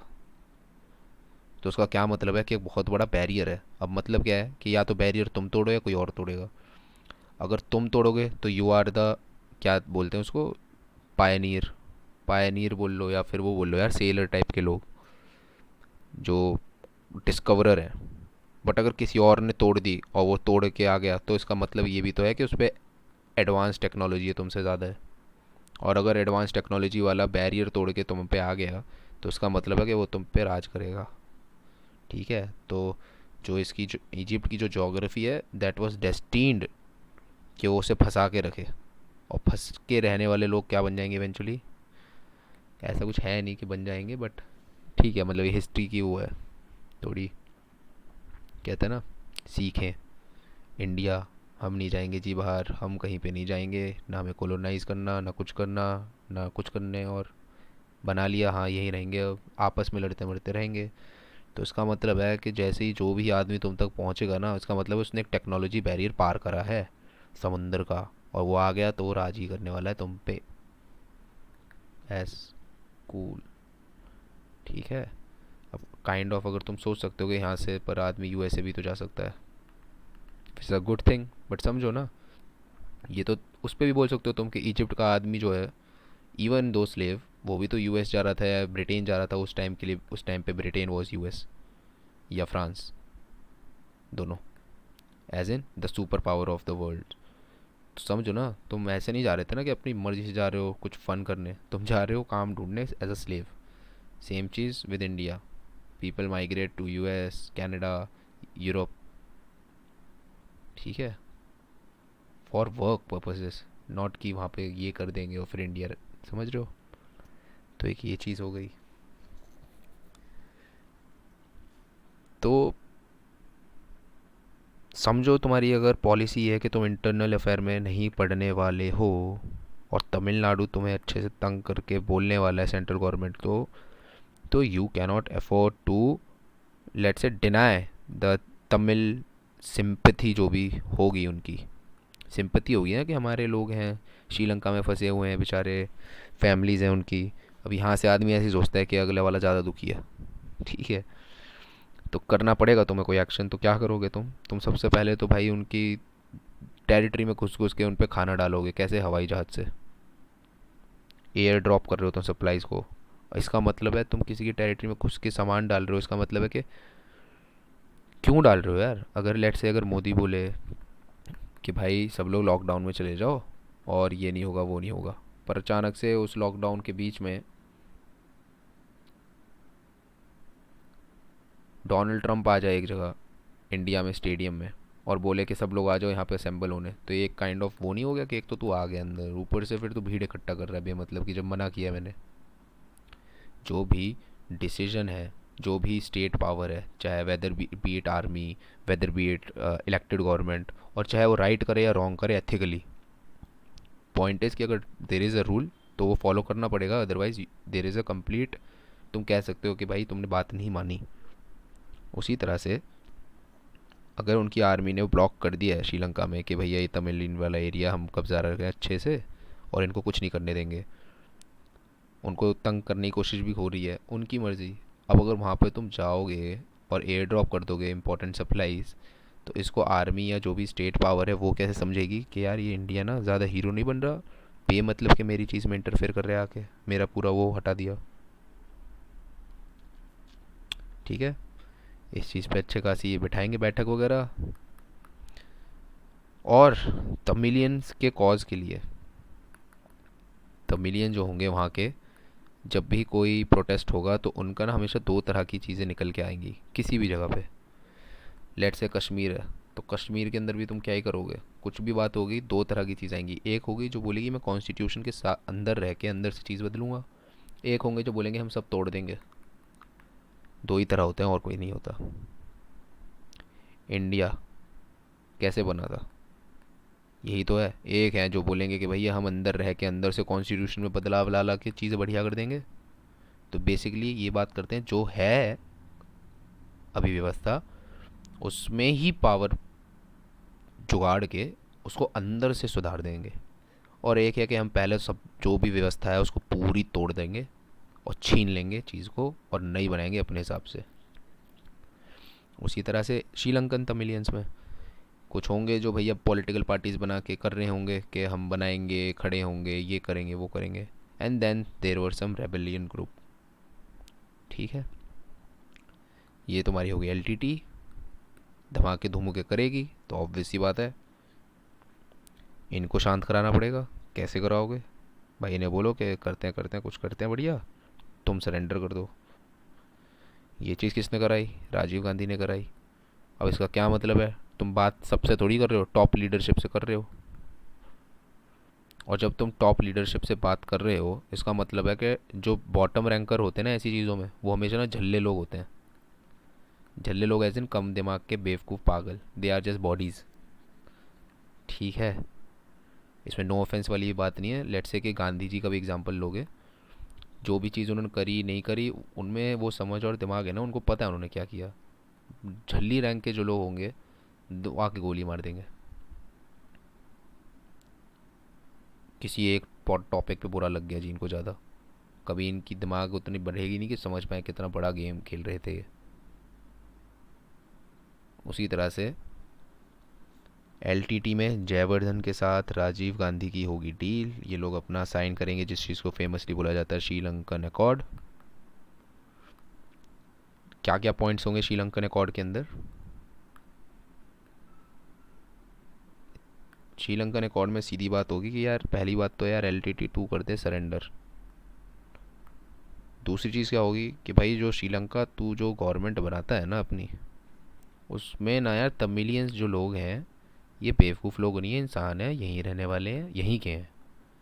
तो तुम्हारी अगर सिन्हाली गवर्नमेंट भी अगर है तो मेक श्योर कि तुम इनको भी पावर दो, रिप्रेजेंटेशन दो, या जो भी है इन्हें दो, इन्हें भी काम बांटो। नौकर नहीं है तुम्हारे, तो डिवॉल्व करो चीज़ को, डिवॉल्व करो। एंड थर्ड कि एलटीटी जो जब तू सरेंडर कर रहा होगा ना, मैं खड़ा रहूँगा वहाँ पे। इंडियन पीस कीपिंग फोर्स एक खड़ी रहेगी वहाँ पे। क्यों? क्योंकि लेट से एक आदमी ये है नंबर 1, नंबर 2, अब ये बोले कि भाई दोनों की लड़ाई हो गई है, ठीक है, अब ये दोनों ना एक समझौता करने वाले हैं कि चल ठीक है तू मुझे सॉरी बोल दे एक बार तो मैं तुझे सॉरी बोलूँगा। तो इसका मतलब क्या है? लेट से कि इसने बोला इसको सॉरी, अब ये नहीं बोले तो फिर इसने तो एक सॉरी दे दी बिना बात की, ये तो चीटिंग हो गई। इसलिए ज़रूरी है एक थर्ड पर्सन भी हो खड़ा हुआ। ठीक है, जैसे तुम प्रॉपर्टी अगर कभी खरीदने जाते हो तो तुम एक टोकन देते हो, तो होता है ना एक थर्ड पर्सन भी खड़ा है वहाँ, 2-3 लोग कि हाँ हमने देखा था इसने पैसे दिए थे। ट्रांजैक्शन वेरीफायर, तो एक ट्रांजैक्शन है जो तुम करवा रहे हो एलटीटी और उस गवर्नमेंट के बीच। गवर्नमेंट नहीं बोलेंगे इसको, स्टेट पावर बोलेंगे इस समय, क्योंकि लेट्स से अगर आर्मी इज़ इन चार्ज तो गवर्नमेंट तो इसको क्या ही बोलूँ मैं अभी, राइट? तो ये बात तुम्हें समझ आ जाएगी। तो वही बात है फिर, एक लोअर रैंक का बेवकूफ़ जिसको समझ इतनी आएगी, दिल पे चुभ गई बात कि भाई हम तो तमिलियन से हमें सरेंडर करवा दिया। अरे तो समझ नहीं आ रहा, बड़े गेम चल रहे हैं और बड़ी चीज़ मिल रही है। वही जो गांधी के साथ हुआ सेम, इनको भी मार दिया। ठीक है, तो ये तो गेम ही एंड हो गया राजीव गांधी जी का। एनीवे बट और बात कर लेते थोड़ी। तो चाइना पे अगर देख ली जाए, इंटरनल पॉलिटिक्स पे भी वैसे राजीव गांधी जी का काफ़ी रहा है सही। ये कह सकते हैं कि जो तुम्हारी आईटी सेक्टर जितना भी इंडिया में डेवलप हुआ है तो उसकी काफ़ी बड़ी नींव जो है वो राजीव गांधी जी ने रखी है। With the advent of computer and let's से बीपीओ सेक्टर जो है तुम्हारा, बहुत रेयर चांस है कि मतलब ये बन पाता। बिकॉज एज सच क्या चीज़ चाहिए ना इनमें, इन सेक्टर्स में, इन सेक्टर में तुम्हें चाहिए कि बहुत सारे लोग हों, पीपल, प्लस इनको ना बातें करनी है और ये होनी चाहिए इंग्लिश में। तो ये चीज़ दो ही, ये दो क्राइटेरिया ना दो ही लोग कर सकते थे, या तो इंडिया कर लेगा या चाइना कर लेगा। बट चाइना में ना there is a language barrier, English नहीं पढ़ाते वहाँ, ना लोगों को आती। इंडिया पे तो राज ही ब्रिटेन का रहा है, इंडिया तो खुद ही ब्रिटिश राज है। ठीक है, तो इंडियन एजुकेशन तो का मतलब ही है इंग्लिश पढ़नी। इंडियन एजुकेशन का मतलब है कि इंग्लिश कितनी अच्छी है, दैट्स इट। तो कह लो कि ये वाली चीज़ में राजीव गांधी जी ने समझ गए कि यार ये अच्छा खासा अपॉर्चुनिटी है, थोड़ा डालते हैं। अब समझो राजीव गांधी अपने लिए डिसीजन नहीं लेते हैं, डिसीजन होता है कि इस ये जो पिक्चर है, ये जो चीज़ है, इसका कितना भला हो सकता है। आज इन्वेस्ट कर दें अगर इस चीज़ में, बीपीओ वाले सेक्टरों में, कंप्यूटर्स में, तो आगे जाके 20 साल में, 25 साल में ये बढ़िया लगता दिख रहा है पोजीशन इसका। तो चाइना के साथ अब देखो क्या सीन है। इंदिरा गांधी ने न्यूक्लियर वेपन टेस्ट करे थे, हमने डिस्कस की थी बात। और फिर भाई एक और चीज़ क्या होगी कि तुम्हें थोड़ी बहुत तो, ये एक वैसी चीज़ है ना टैबू वाली, कि भाई लांछन है ये, तो कोई बोल दे न्यूक्लियर वेपन तो सब बोलेंगे हाय राम, इतनी घिनौनी चीज़। ऐसा बना रखा था जान के, तुम जान के कुछ चीज़ों को टैबू करते हो ताकि लोग वहाँ तक पहुँचे ही नहीं, एक्सेस ही नहीं कर पाए, समझ ही ना पाए चीज़ों को। ठीक है। या फिर लेट से जो तुम्हारी समझ के बाहर है तुम कह दो कि अरे ये टैबू है, गंदी बना दो उसको। लेट से कोई प्रॉपर्टी है तो कब जाने से बचानी है, कह दो यहाँ भूत आता है और उस आत्मा के बारे में बात मत करना, नहीं तो तुम पे आ जाएगी, ख़त्म बात। ये प्रॉपर्टी पे कोई कब्जा नहीं करने वाला। ठीक है। एनीवे जब तुम न्यूक्लियर वेपन टेस्ट वेस्ट कर लोगे तो तुम्हें उसकी एक जस्टिफिकेशन वगैरह देनी है, तो तुम क्या करोगे यार, तुम एक लेटर लिख के भेज रहे हो वहाँ पे, उसमें तुम जस्टिफिकेशन ये दे रहे हो यूएस के प्रेसिडेंट को कि हो सकता है पाकिस्तान और चाइना ना हमें पीट डालें किसी दिन। मतलब पाकिस्तान चल ठीक है, चाइना का नाम भी तुमने घुसा डाला, इसका मतलब है तुम चाइना को एज अ थ्रेट बता रहे हो। थ्रेट बता रहे हो तो चाइना के दिमाग पे भी आ गया यार ये मुझे थ्रेट समझता है, मतलब मुझे किसी दिन मारेगा, मैं भी इसको मारना पहले ही प्रेफर करूँगा। तो इससे क्या होगा ना, दोनों के, इंडिया के और चाइना के ना रिलेशन ना थोड़े डगमगा से गए, नीचे नीचे आ गए, क्योंकि ऐसी ये जो लेटर था ना ये ओपन हो गया था, पब्लिक हो गया था। We have discuss this in the last class. तो उसका क्या मतलब है, राजीव गांधी तो बस कह लो कि मम्मी की जितनी बाहुबली वाली चीज़ें थी वही ठीक करने में लगे हुए थे। तो उन्होंने क्या करा, बहुत बहुत इंपॉर्टेंट चीज़, क्योंकि ये अभी भी चल रहा है, इन्होंने स्टार्ट करी वो वाली चीज़ें चाइना के साथ कि भाई देख यार हमारे जो रिलेशनशिप है ना वो चलने देंगे जैसे चलते हैं बेस्ट लोगों के। हमारी जितनी दिक्कतें आती हैं वो एक चीज़ों पे आती हैं घूम फिर के, वो होते हैं बॉर्डर, बॉर्डर डिस्प्यूट। हमारी लड़ाई भी वगैरह हो सकती हैं, होती हैं, क्लैशेस होते हैं, स्कर्मशेस होते हैं, वो इन रीज़नों से होते हैं। क्यों?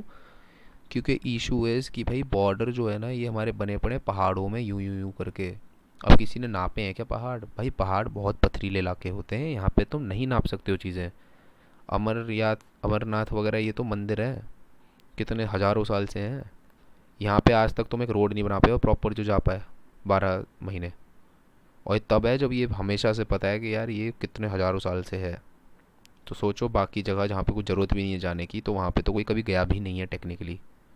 अब सैटेलाइट वैटेलाइट आ गई है तो ये सब तुम्हें पता चल रहा है, बर्फ़ बर्फ़ पिघल रही है तो थोड़े रास्ते बन रहे हैं, टेक्नोलॉजी अपग्रेड हो रही है तो और रोड ऊपर तक बना पा रहे हो सही से।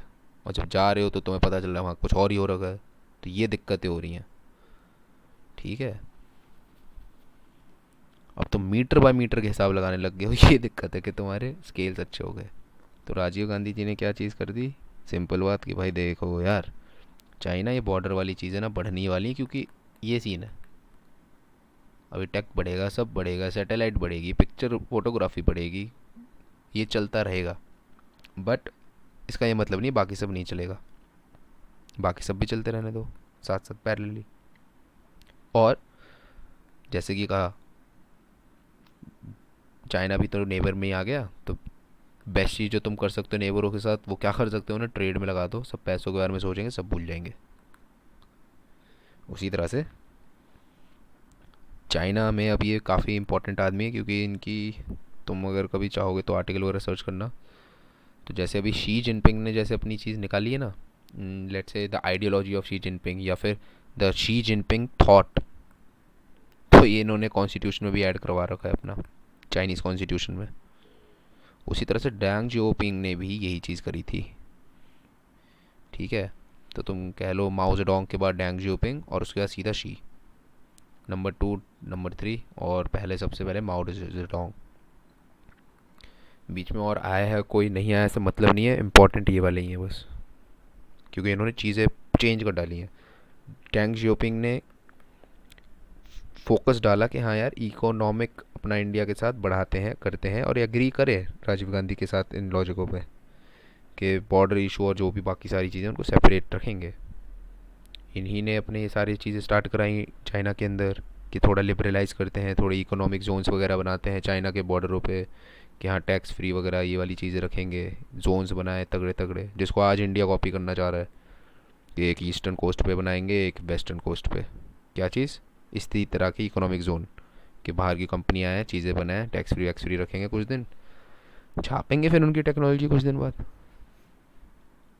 ठीक है ना? तो यार इससे ज़्यादा तो इसमें है नहीं और कुछ।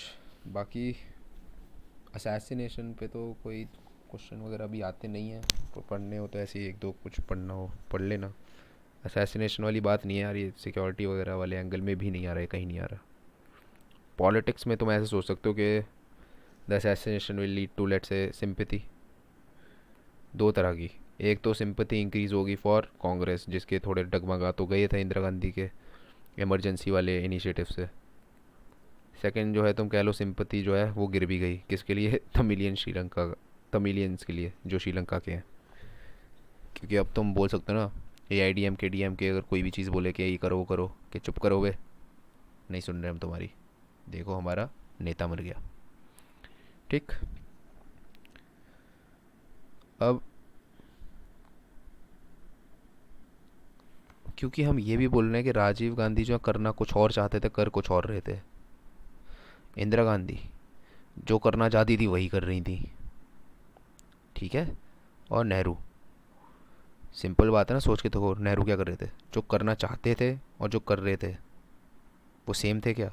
करना क्या चाहते थे? ऑब्वियस ही बात है, वो करना तो ये कौन चाहता है ये करना कि सियाचिन चला जाए, ये चला जाए वो चला जाए, UN में केस फंस जाए अपना, कोई करना ये नहीं चाहता, पर करना पड़ रहा है। यहाँ पे पड़ रहा था, यहाँ पे पड़ रहा था। इंदिरा गांधी में कुछ नहीं करना पड़ रहा था, उनका जो मन कर रहा था वही वो कर भी रही थी। कह सकते हो जो सोच रही है वही कर रही हैं। यहाँ सोच जो रहे हैं वो कर नहीं रहे हैं, पढ़ रहे हैं पर कुछ और करना। यहाँ सोच रहे हैं वो कर नहीं पा रहे, कर कुछ और रहा है पढ़ना।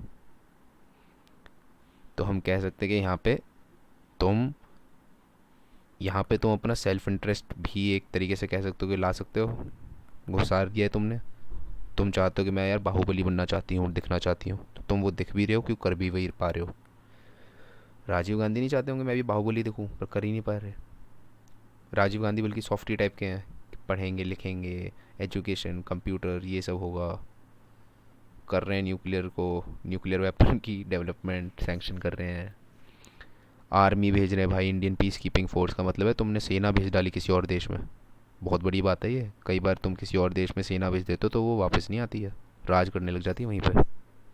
इसलिए दूसरे लोग डरते भी हैं कि सेना भेज दिया किसी ने, बड़े देश ने अपनी, अवॉइड करते हैं इन पीस कीपिंग फोर्सेस को रखना अपने यहाँ पे। समझ रहे हो बात? तो इस चीज़ को हम नेहरू और राजीव गांधी की कंडीशन को ना एक ही टाइप की मान सकते हैं थोड़ी बहुत।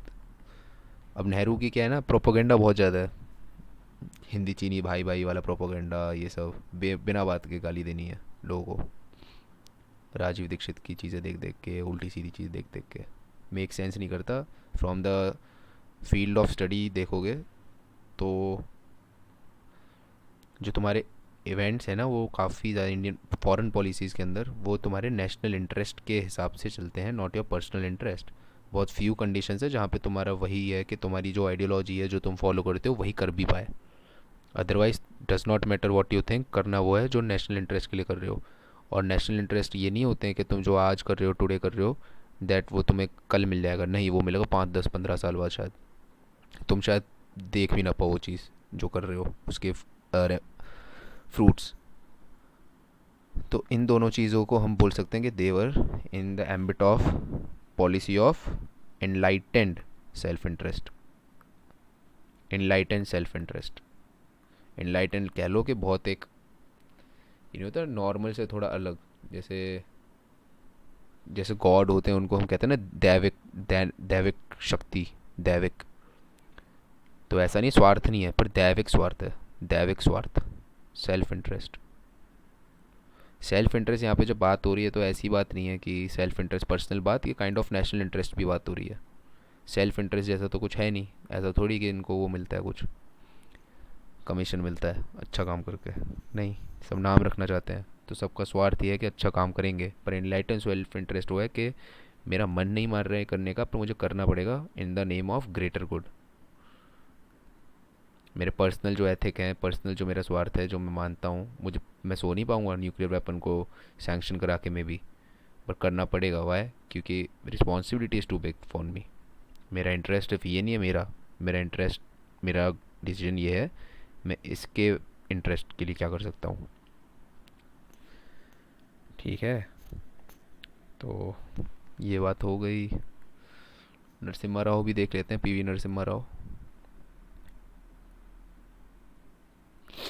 तो अब हम जहाँ पे आ गए हैं ना, तो ये काफ़ी इम्पोर्टेंट टाइम है, क्योंकि यार कुछ चीज़ें ये ऐसे समझो तुम कि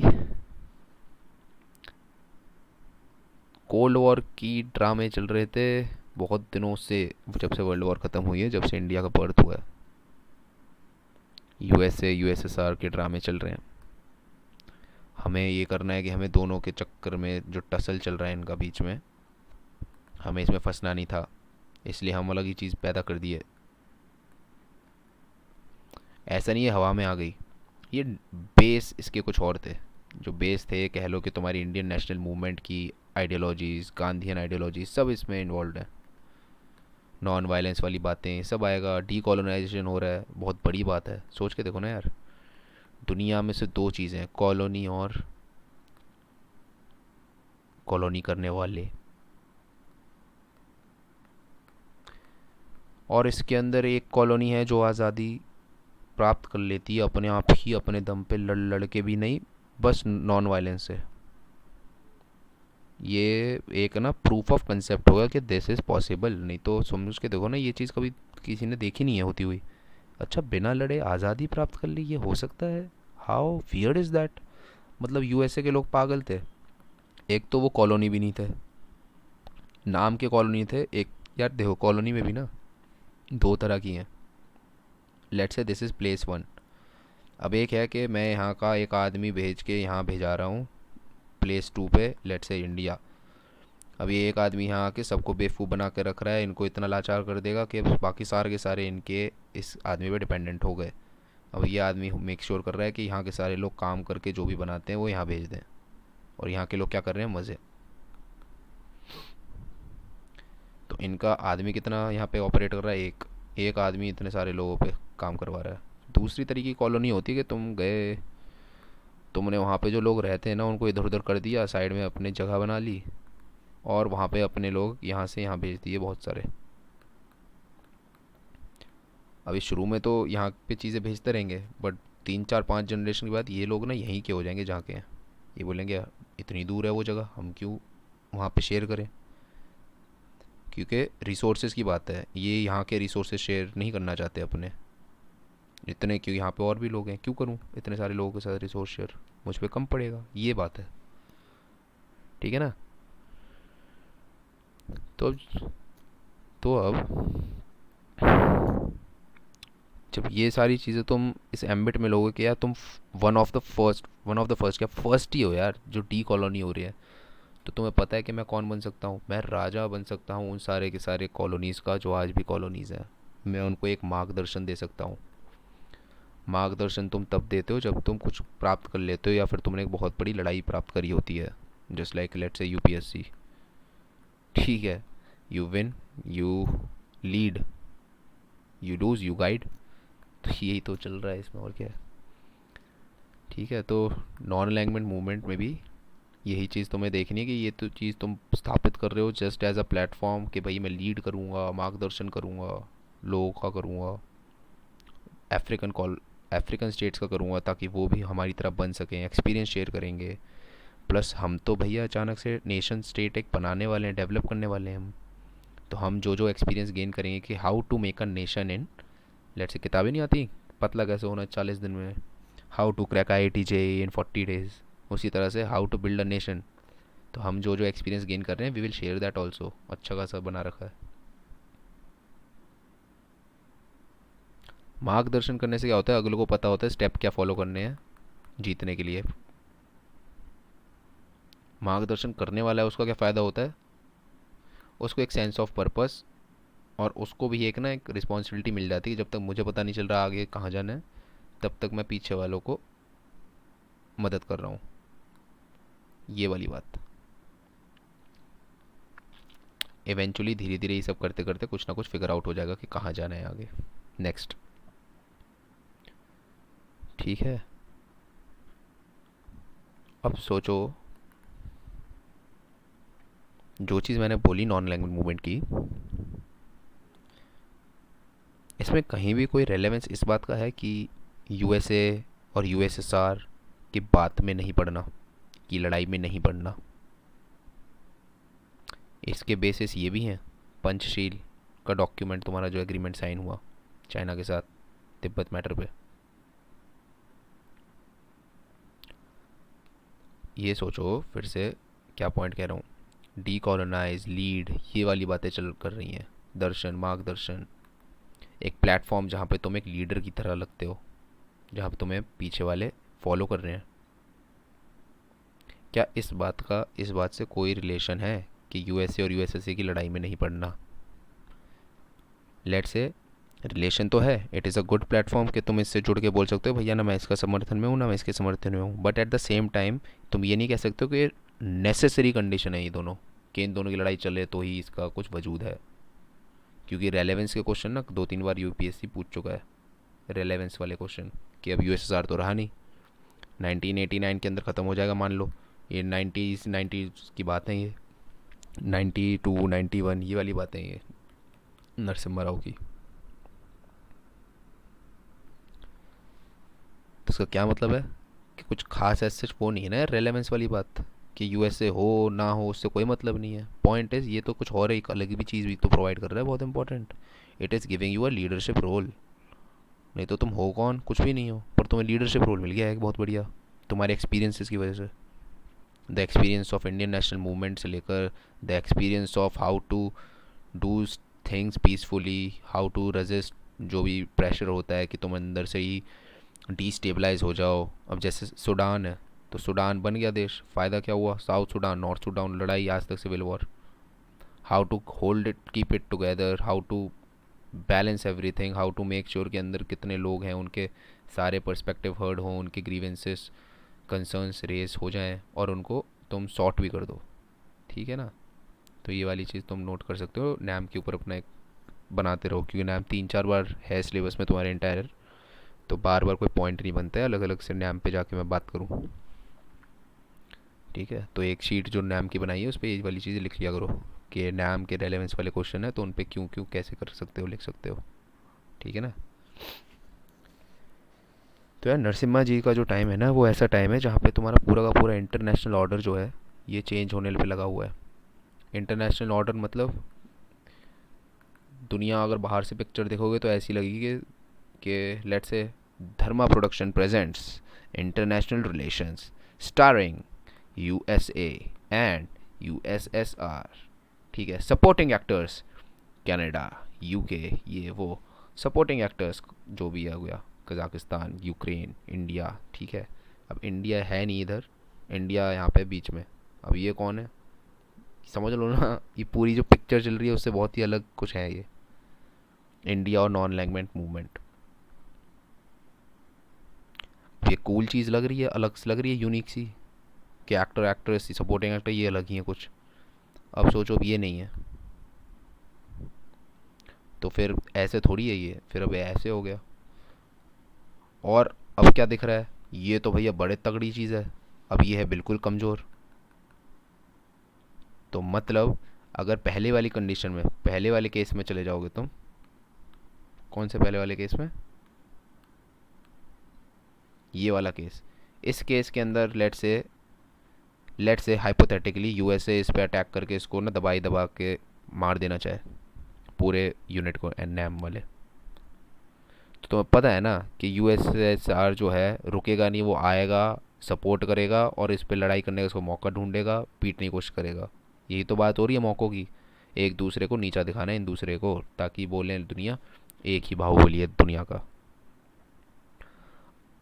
इसलिए तुम्हारे भी इस चीज़ में मज़े आ रहे हैं और सेफ्टी फील कर रहे हो। क्यों? क्यों? तुम्हें पता है कि तुम्हें कोई नहीं टच करने वाला। ये टच करेगा तो ये पंगे कर डालेगा, ये करेगा तो वो कम कर डालेगा, तो ये दोनों ही नहीं करने वाले। इनफैक्ट ये दोनों चाहेंगे कि हम तो छेड़े ना, ये खुद ही आ जाए हम पे, ताकि इसकी बेइज्जती हो जाए। ये देख, ये वाले तो हम पे आ गए, हमारे से बात करते हैं, मतलब हम ही सही है, तू बेकार। सेम चीज़ ये ट्राई करेंगे। और क्योंकि दोनों के दोनों ये बाहुबली हैं, तो इनकी दुकान कैसे चलती है? हथियार बेच के। तो गुड वाली बात है कि लड़ाइयाँ चलती रहें। बट ऑब्वियस सी बात है, जो भी वॉर चलेगी, लेट्स से इंडिया पाकिस्तान, तो एक होगा जो चाहता है कि करे, जो ये बोलेगा क्या, इसके लिए हिसाब से तो अच्छी चीज़ है ना, लड़ाई हो रही है, दोनों खरीद रहे हैं, सॉरी मतलब एटलीस्ट वन पार्टी तो खरीदेगी। पाकिस्तान को सपोर्ट करो, यूएसएसआर बोलेगा लड़ाई नहीं होनी चाहिए। क्यों? क्योंकि इंडिया भी नहीं चाहता ऐसी बातें। पर सपोर्ट ये करेगा कैसे? क्योंकि ये बेचने वाला है अपने हथियार। तो हथियार बेचने या नहीं बेचने, ये चीज़ मैटर नहीं कर रही, मैटर कर रहा है कि दो लोगों में लड़ाई होगी, दो ही सप्लायर हैं। ऑब्वियस ही बात है, जो भी जिस पे पहले कस्टमर चला जाएगा तो दूसरा वाला ऑटोमेटिकली दूसरे का हो गया। बहुत रेयर केसेस होते हैं जहाँ पे यूएसए दोनों ही टीम्स को प्रोवाइड कर रहा है वेपन्स, और ये आपस में लड़ने वाले हैं, तो ये तो बहुत ही कदर बिजनेस हो गया। ठीक है, एनीवे इस चीज़ को मूव अहेड करेंगे तो तुम अब फिर सोच के देखो, फिर से ये वाली बात, यूएसएसआर को अब तुम हटा दो एक बार कि यूएसएसआर है ही नहीं। तो क्या ये मेक सेंस करता है नैम को कि भैया ये बिल्कुल भी यूएसए का समर्थन ना करें? क्योंकि अब यूएसए जैसे पहले बात करता था वही बात करेगा कि if you are not with us, you are against us. यही मतलब है ना इस बात का, या तो तुम मेरे साथ हो या मेरे खिलाफ हो। क्योंकि जब कम्युनिज्म वाली बातें चलती थी तब तुम यही कहते कि इंडिया जो है ना हमारे साथ तो है नहीं, तो मतलब कम्युनिज्म के साथ है। अब तो कम्युनिज्म भी नहीं है, तो तुम क्या बोलोगे? अगर हमारे साथ नहीं है तो हमारे खिलाफ है। कम्युनिज्म के साथ नहीं है क्योंकि कम्युनिज्म नहीं है अब, तो बोलो खिलाफ है अब इंडिया। और क्या ये एक अच्छी पोजीशन है इंडिया के लिए? क्योंकि अब पता है कि भैया अब अकेला ही बाहुबल है यूएसए। यूएसएसआर तो है नहीं पीछे से, जो तुम्हें लेट से पैम्पर कर देगा या यूएसए को आंख दिखा देगा थोड़ा सा, या यूएसए भी सहम के आएगा, थोड़ा ज़्यादा तंग नहीं करे इंडिया को। तो ये तो मजबूरी होगी ना अब तुम्हारी। तुम्हें पता है कि भैया अब ज़्यादा ऐसा नहीं हो सकते हो तुम कि बिल्कुल ही नॉन अलाइंड रह लो सबसे पहले। प्लस थोड़ी कंडीशन इस तरीके की बन गई इकोनॉमिक भी कि तुम पे पैसा वैसा डॉलर का बचा नहीं, तुम्हारे पास डॉलर नहीं बचे। डॉलर नहीं बचे मतलब करंट अकाउंट डेफिसिट बढ़ गया बहुत तगड़ा, बैलेंस ऑफ पेमेंट का तुम्हारा क्राइसिस हो गया। समझ के देखो क्या मतलब इन बातों का। तुम्हें अपना तेल वेल खरीदने के लिए, चीज़ें खरीदने के लिए बाहर से इंपोर्ट करना है डॉलर्स में। अब डॉलर तुम्हारे अकाउंट में होने भी तो चाहिए। अगर डॉलर होगा नहीं तो वो सामान अपना भेजेगा क्यों इतनी दूर? भेजने ही नहीं वाला है वो। डॉलर किसी से मांगने जाओगे और तुम उसे बोलोगे हम पे डॉलर नहीं है, थोड़े दिन के लिए दे दे। उसको पता है इस पे डॉलर नहीं है और इसका इतना ज़्यादा काम रुक जाएगा इस तेल वेल की वजह से, वो तुम पे अंधा चार्ज करने वाला है। इतना ज़्यादा चार्ज करेगा कि भैया डॉलर बाहर में जाए, इसके लिए वो ज़रूरत से ज़्यादा रुपया मांगेगा। मतलब तुमने सोचो ना, पहले अगर $1 20 रुपये में मिल जाता, अब क्योंकि तुम्हारे इतनी ज़्यादा ज़रूरत है तो मेरे को 40 पे भी $1 दे देगा, मजबूर कर देगा कि तुम उस पर लो 40 पे। समझ रहे हो? ऐसे समझ के देखो। शुभना मैम है उनका कोर्स है। अब मैं वही सोचता था कि यार इनका 50,000 60,000 में ये पढ़ाती हैं, लोग कैसे आते हैं और कैसे अफोर्ड करते हैं? How is it possible? क्योंकि उनको नीड नहीं है। ब्रांडिंग इतनी बड़ी हो रखी है, नीड इतनी बड़ी हो रखी है। At the same time late से अपन को लेट से ट्राई करना पड़ रहा है कि छोटे से छोटा भी डिस्काउंट से लेकर यार, मतलब वो है ना, फिगर ही नहीं हो रहा कि इतनी मेहनत वर्थ इट ही नहीं लगेगी तुम्हें एक पॉइंट पे। क्यों? क्योंकि डी वैल्यू इतना कर दिया है, डी वैल्यू। और डी वैल्यू किस वजह से होती है? नीड की वजह से। अनटिल अनलेस बिल्कुल ही किसी की नीड ही ना हो कि लेट से कि बिकेगा तो भैया 1 लाख पे ही बिकेगा, नहीं तो ज़ीरो पे भी, आई हैव नो इश्यूज़।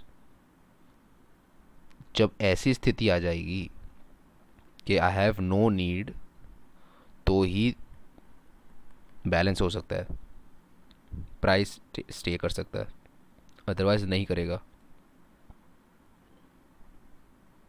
ये चीज़ समझ में आएगी नहीं मैं क्या बोला, ये एक अलग पर्सपेक्टिव में चला गया मैं।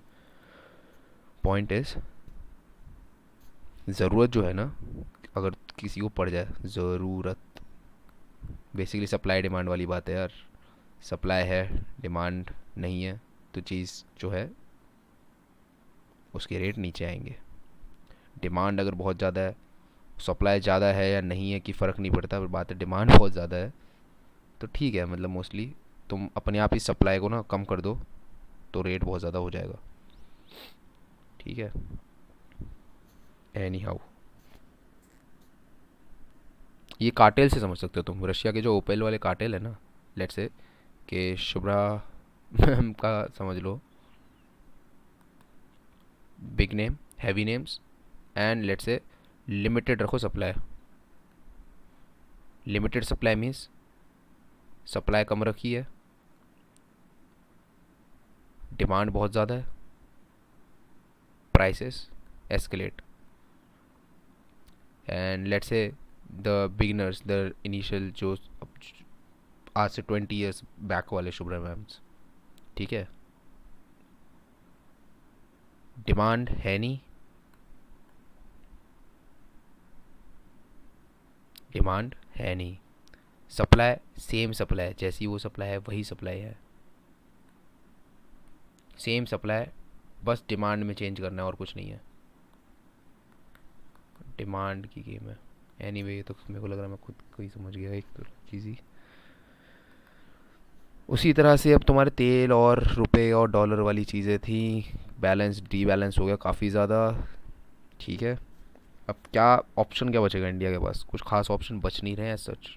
तुम्हें दिख गया है कि यार पंगा मैं ले नहीं सकता हूँ खास यूएसए से, नहीं तो ये पेलेगा। यूएसएसआर जैसा कुछ अब है नहीं जो हमें बचाएगा।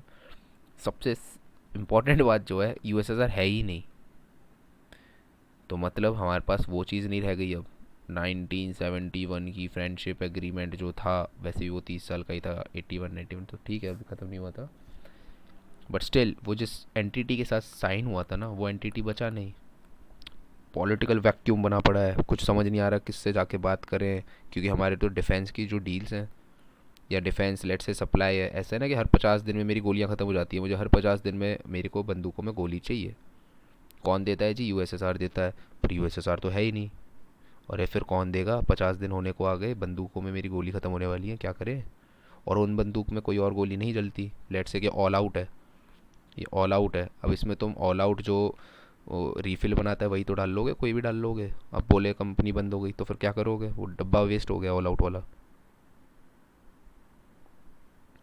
तो सब कुछ रीनेगोशिएट करना पड़ रहा है, फिगर आउट करना पड़ रहा है कि भाई इनमें से कौन सा देश है जो मेन वाला है, रशिया है कि उज़्बेक है कि कज़ाक है, सब देखना पड़ रहा है कहाँ पे कौन बनाते हैं। बहुत टफ सिनेरियो था ये वाला। और सबसे इम्पोर्टेंट बात है, सोचो एक तो तुम पे डॉलर नहीं है, डॉलर में तुम लोग देख रहे हैं कि इनका काम भी कुछ सही से चल नहीं रहा है, तो इनसे ना बहुत सारे रुपए डिमांड कर करके डॉलर लो, तो वैसे ही रेट नीचे हो रहा है। क्यों चाहिए तुम्हें? कि तेल वेल की इशू हो रहे हैं। अब सोचो, ऐसा नहीं होता छप्पड़ फाड़ के कोई देगा अगर तुम्हें दिक्कतें। अब सोचो तेल के रेट भी अचानक से उसी टाइम पे बहुत ज़्यादा बढ़ जाए, ठीक है, क्यों होगा ये? गुल्फ वॉर, गुल्फ वॉर हो जाएगी। अब गुल्फ वॉर क्या है क्या नहीं है अपना खुद देखो। हुआ ये था कि इराक है, कुवैत पे हमला कर देगा। अगर किसी ने मूवी देखी अक्षय कुमार की, नाम नहीं पता मुझे, है पर एक एयरलिफ्ट है शायद, ठीक है। अगर कुवैत के अंदर तुम जाके अटैक वटैक कर रहे हो, क्यों? ताकि वहाँ के तेल के कुएं थोड़े बहुत कब्जा लो, तुम्हें फिर फन आएगा बहुत ज़्यादा कि भाई फ्री की तेल के कुएं, फ्री की मनी। तो इसका मतलब क्या है? इसका मतलब है तुमने एक ऐसे रीजन को डीस्टेबलाइज कर दिया है जो अभी करंट जो दुनिया का बाहुबली है यूएसए, उसकी एक वो है। लेट से यूएसए के अंदर क्यों बोलते हैं यूएसए बढ़िया है? क्योंकि उसके अंदर ना बहुत बढ़िया बढ़िया आधुनिक चीज़ें बनाते हैं, लोग बड़ी बड़ी गाड़ियों में घूमते हैं। इसका मतलब है उसकी पूरी की पूरी जो दुनिया है ना, बिजली भी, बहुत तगड़े तगड़े प्रोडक्ट, बहुत फाइन क्वालिटी की प्लास्टिक, बहुत फाइन क्वालिटी का मटेरियल, पॉलिस्टर, सब कुछ कहाँ से बनता है? तेल से बनेगा। तो इनकी आधी जो लेट से जो इकोनॉमिक जो लाइफ लाइन है वो कौन है? वो ये वाला एरिया है मिडल ईस्ट का। और ये अगर कोई डिस्टेबलाइज कर देगा तो उसका क्या मतलब है कि यूएसए के डायरेक्ट तुम वो कर रहे हो यार, उनके सेल्फ इंटरेस्ट पे तुमने थोड़ा हमला कर दिया है। इसका मतलब है यूएसए को क्या करना पड़ेगा? यूएसए को किसी तरह से एक प्रेशर माउंट करना पड़ेगा ताकि इराक को रोके कुवैत पे लड़ने से। तो आइडियली क्या करना चाहिए यूएसए को? आइडियली तो भैया यूएसए बहुत दूर है, इतना फर्क से पड़ना चाहिए नहीं। आइडियली इसको प्रेशर माउंट करना चाहिए, बोल बोल के, लोगों में जागरूकता फैला के। अपने बनाए वो ड्रामेबाजी जो है, यूनाइटेड नेशन सिक्योरिटी काउंसिल, वहाँ जा, वहाँ पे जाके ड्रामेबाजी कर कुछ। ये सभी करना चाहिए ना, काइंड ऑफ। यूएसए जा रहा है, हमला बोल रहा है, और दुनिया शांत पड़ी है।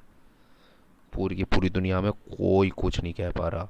यूएनएससी में समझो ये बात, यूएसएसआर जो है यूएनएससी में है, और इसकी वीटो वीटो की पावर है इसके पास।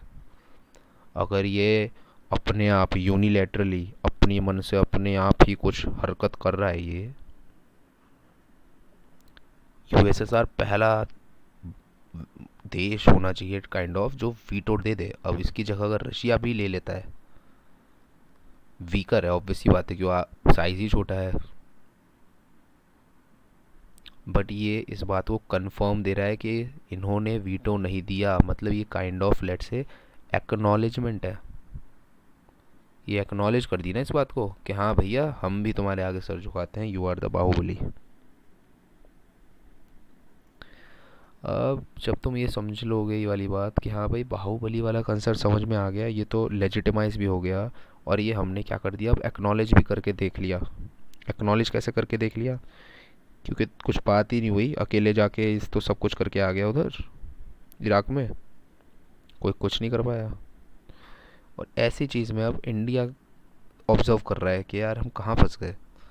हमारे जो प्यारे पापा थे USSR, he is not there. ठीक है, बढ़िया हमने फ्रेंड कल्टीवेट करा था, now they are not there. Defence हमारी सप्लाई जो है वो उड़ गई है मोस्टली। डिफेंस सप्लाई जो है, लेट से कल को पाकिस्तान अटैक करने लग जाए, मैं लड़ने 2 दिन तो लगूंगा, तीसरे दिन गोलियां खत्म होगी, लाऊंगा कहाँ से मैं? मिसाइल खत्म हो जाएगी चौथे दिन, पाँचवें दिन कहाँ से लाऊंगा? मतलब मैं पाकिस्तान से ही पिटने वाला हूँ क्या? क्योंकि पाकिस्तान की तो सप्लाई रेडी है। पाकिस्तान तो उसको पता है कि 6 दिन तक इनकी गोलियां चलवाते रहो, 7वें दिन इन पर गोली बचेंगे नहीं, मारो इंडिया को। ऊपर से चाइना वाइना के भी लेटर लूटर खुद देते, पता नहीं ये अलग ही तिरछे लोग हैं, कुछ का सोच के कुछ करके कुछ और ही करते हैं कभी कभार। तो कितना अजीब प्रॉब्लम में फंस गया है। और सबसे इम्पोर्टेंट बात, तेल वेल खरीदने के मुझ पे पैसे नहीं है अभी। मैं तेल नहीं खरीदूंगा तो मैं बॉर्डर पे पहुंचाऊंगा कैसे सेना? ठीक है, तो मैं तो उस एम्बिट से देखूंगा लड़ाई की, तो मैं तो फंस गया हूँ तगड़ा। At the same time Iraq, Iraq पे इराक पे यूएसए जाके सद्दाम हुसैन को पेल रहा है वहाँ पे। अब समझो, इराक है मेरा दोस्त। ठीक है, out of nowhere, out of हर चीज़ हटा के देखा जाए कि बाहर की दुनिया में भी अगर एक कोई पिटाई खा रहा है इराक यूएसए से, तो वो निकला मेरा ही दोस्त, कि मेरा ही दोस्त पिट रहा है। मुझे क्यों ऐसी फील नहीं आएगी कि अगला नंबर मेरा है? समझ रहे हो ये बात को? और दोस्त पिट रहा है तो मैं ये भी तो नहीं बोल सकता मत मारो मत मारो, क्यों? अरे फिर मेरे पे आएगा नंबर। तो ये चीज़ कैसे बोलूँगा मैं कि मत मारो मत मारो? तो मैं ये तो बोलूँगा नहीं।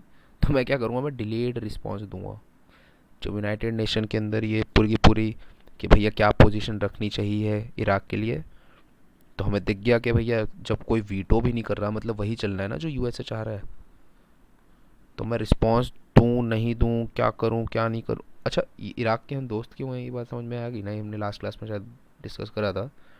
इराक का जो पूरा सद्दाम हुसैन वगैरह ना यार, वो काफ़ी लेट से सेक्युलर वाले एरिया में डायमेंशन में चले जाते हैं।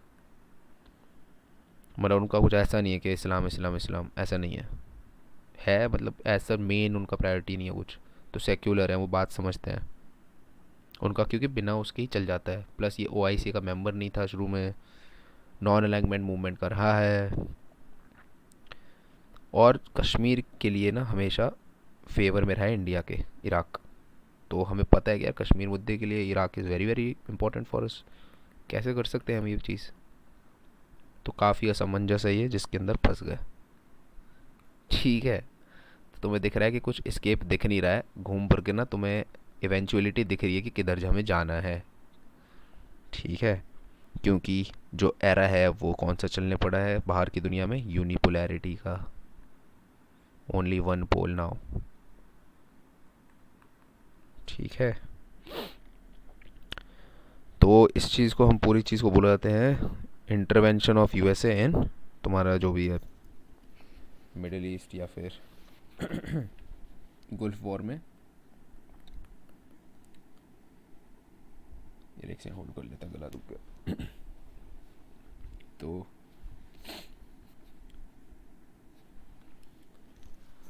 यार एक चीज़ वो कर लो यार, तुम ना एक दो लाइनें ना लिख के रख लिया करो साइड में, इससे ना तुम्हें आइडिया लग जाएगा लिखनी इंपॉर्टेंट लाइन क्या डालनी है। तो इसमें ना हमेशा तुम्हें ये डालना होता है, USA displayed ट्रेमेंडस military power in Gulf war one, displayed ट्रेमेंडस military power in Gulf war one. ये क्या है ना, एक दो लाइन है ना, ये तुम्हारे काफ़ी सुंदर कर देती है, ऑथेंटिक कर देती है चीज़ों को, और कुछ नहीं है।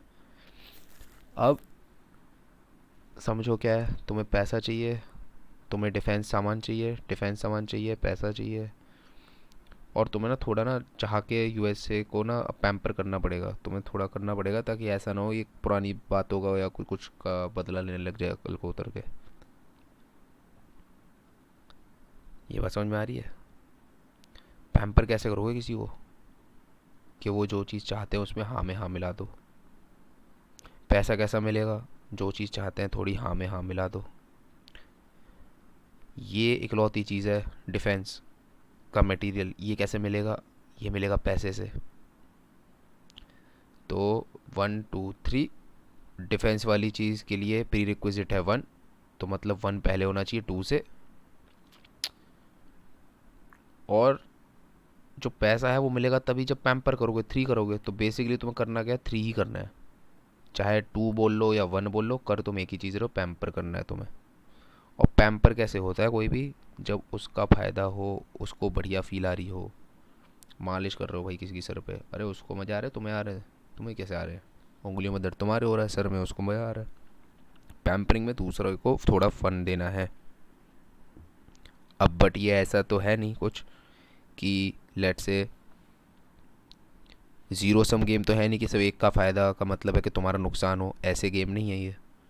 कि ऐसा नहीं कि मुझे मेरा फ़ायदा होने के लिए तेरा नुकसान करना पड़ेगा, नहीं भाई, मेरा होगा इतना फ़ायदा, तेरा होगा इतना, ये है गेम। और ये भी तब है जब तू सही से यूज़ कर पाए तो।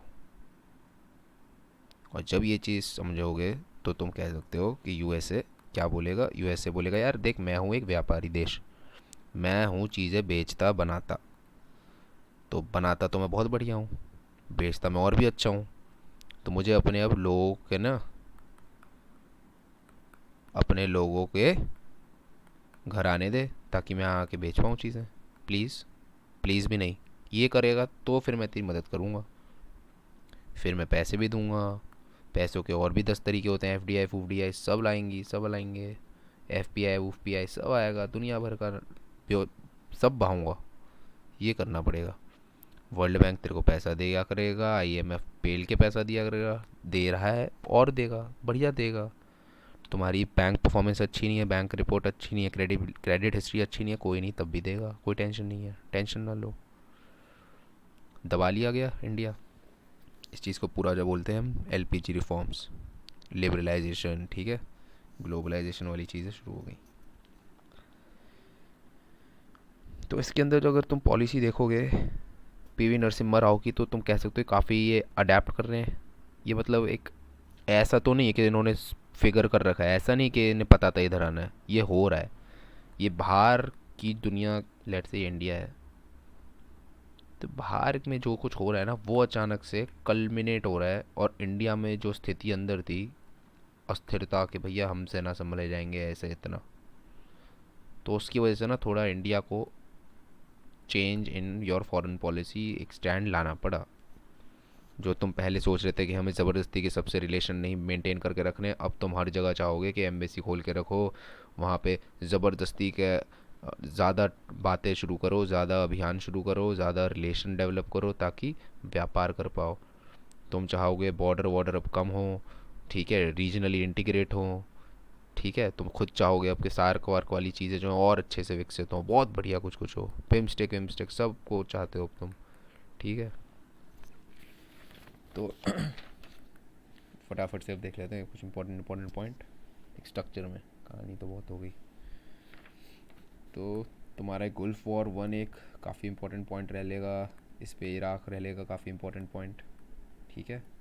इराक तुम्हारे इंडिया का दोस्त है, इंडिया का फ्रेंड है, इंडिया का फ्रेंड है, प्लस इराक क्यों, लेट से कि फ्रेंडशिप का कोई रीज़न तो होगा, काय बात का रीज़न है, तो तुम कह लोगे क्या, सिंपल बात, नॉन अलाइनमेंट मूवमेंट हो गया तुम्हारा, ओआईसी का मेंबर नहीं था, मतलब कि ओआईसी में तुम कह सकते हो ना पाकिस्तान इन्फ्लुएंस करने की कोशिश करता था, वो नहीं है, थोड़ा सेक्युलर है, तो ऐसा सच नहीं है कि तुम इस्लामिस्ट या फिर बिल्कुल प्रो कोई एक रिलीजन के फेवर वाली चीज़ में घुस रहे हो।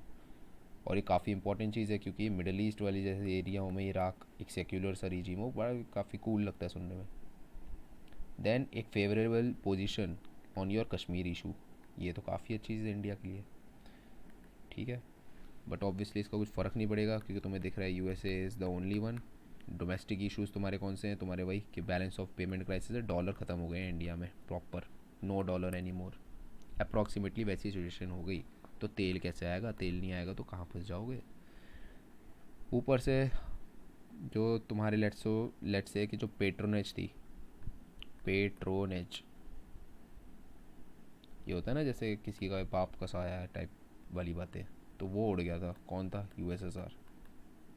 और ये बात का एक्नॉलेजमेंट हम कैसे देते हैं, क्योंकि भैया जो इसका सक्सेसर स्टेट है रशिया, वो वीटो ही नहीं दे पाया। मतलब ये बहुत कमाल की बात है कि वीटो पावर यूज़ नहीं करी तुमने, वाह। इसका मतलब है ये संकेत है इस बात का कि भैया स्टार्ट हो गया है यूनिपोलैरिटी, दुनिया में एक ही हेजिमनी स्टार्ट होगी अब, ठीक है। कोई भी मतलब जो अलग प्लेयर है, पावर है इंटरनेशनल अरीना में, वो मिलिट्रीली चैलेंज नहीं कर सकता यूएसए को।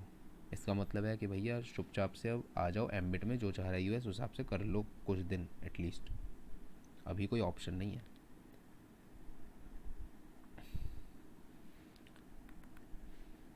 अब कर लेते हैं बातें यूएसए की, कि अब यूएसए से अब, यार समझो ये बात, 1990s में जो चीज़ स्टार्ट होगी ना यूएसए से, ये चीज़ जाके और स्ट्रांग होगी मनमोहन सिंह पे, और ये ना फुल रूप ले लेगी, मतलब कहते हैं ना लाइक फुल थ्रॉटल मोड पे, रेस पे फुल बटन है, फिफ्थ गियर पे गाड़ी चल रही है, ये होगा मोदी पे। थोड़ा सेटबैक जो आएगा वो कहाँ पे आएगा, अटल जी के टाइम पे। अब तुम बोलोगे यार अटल जी तो फेवरेट है तुम्हारे, मेरे भी हैं।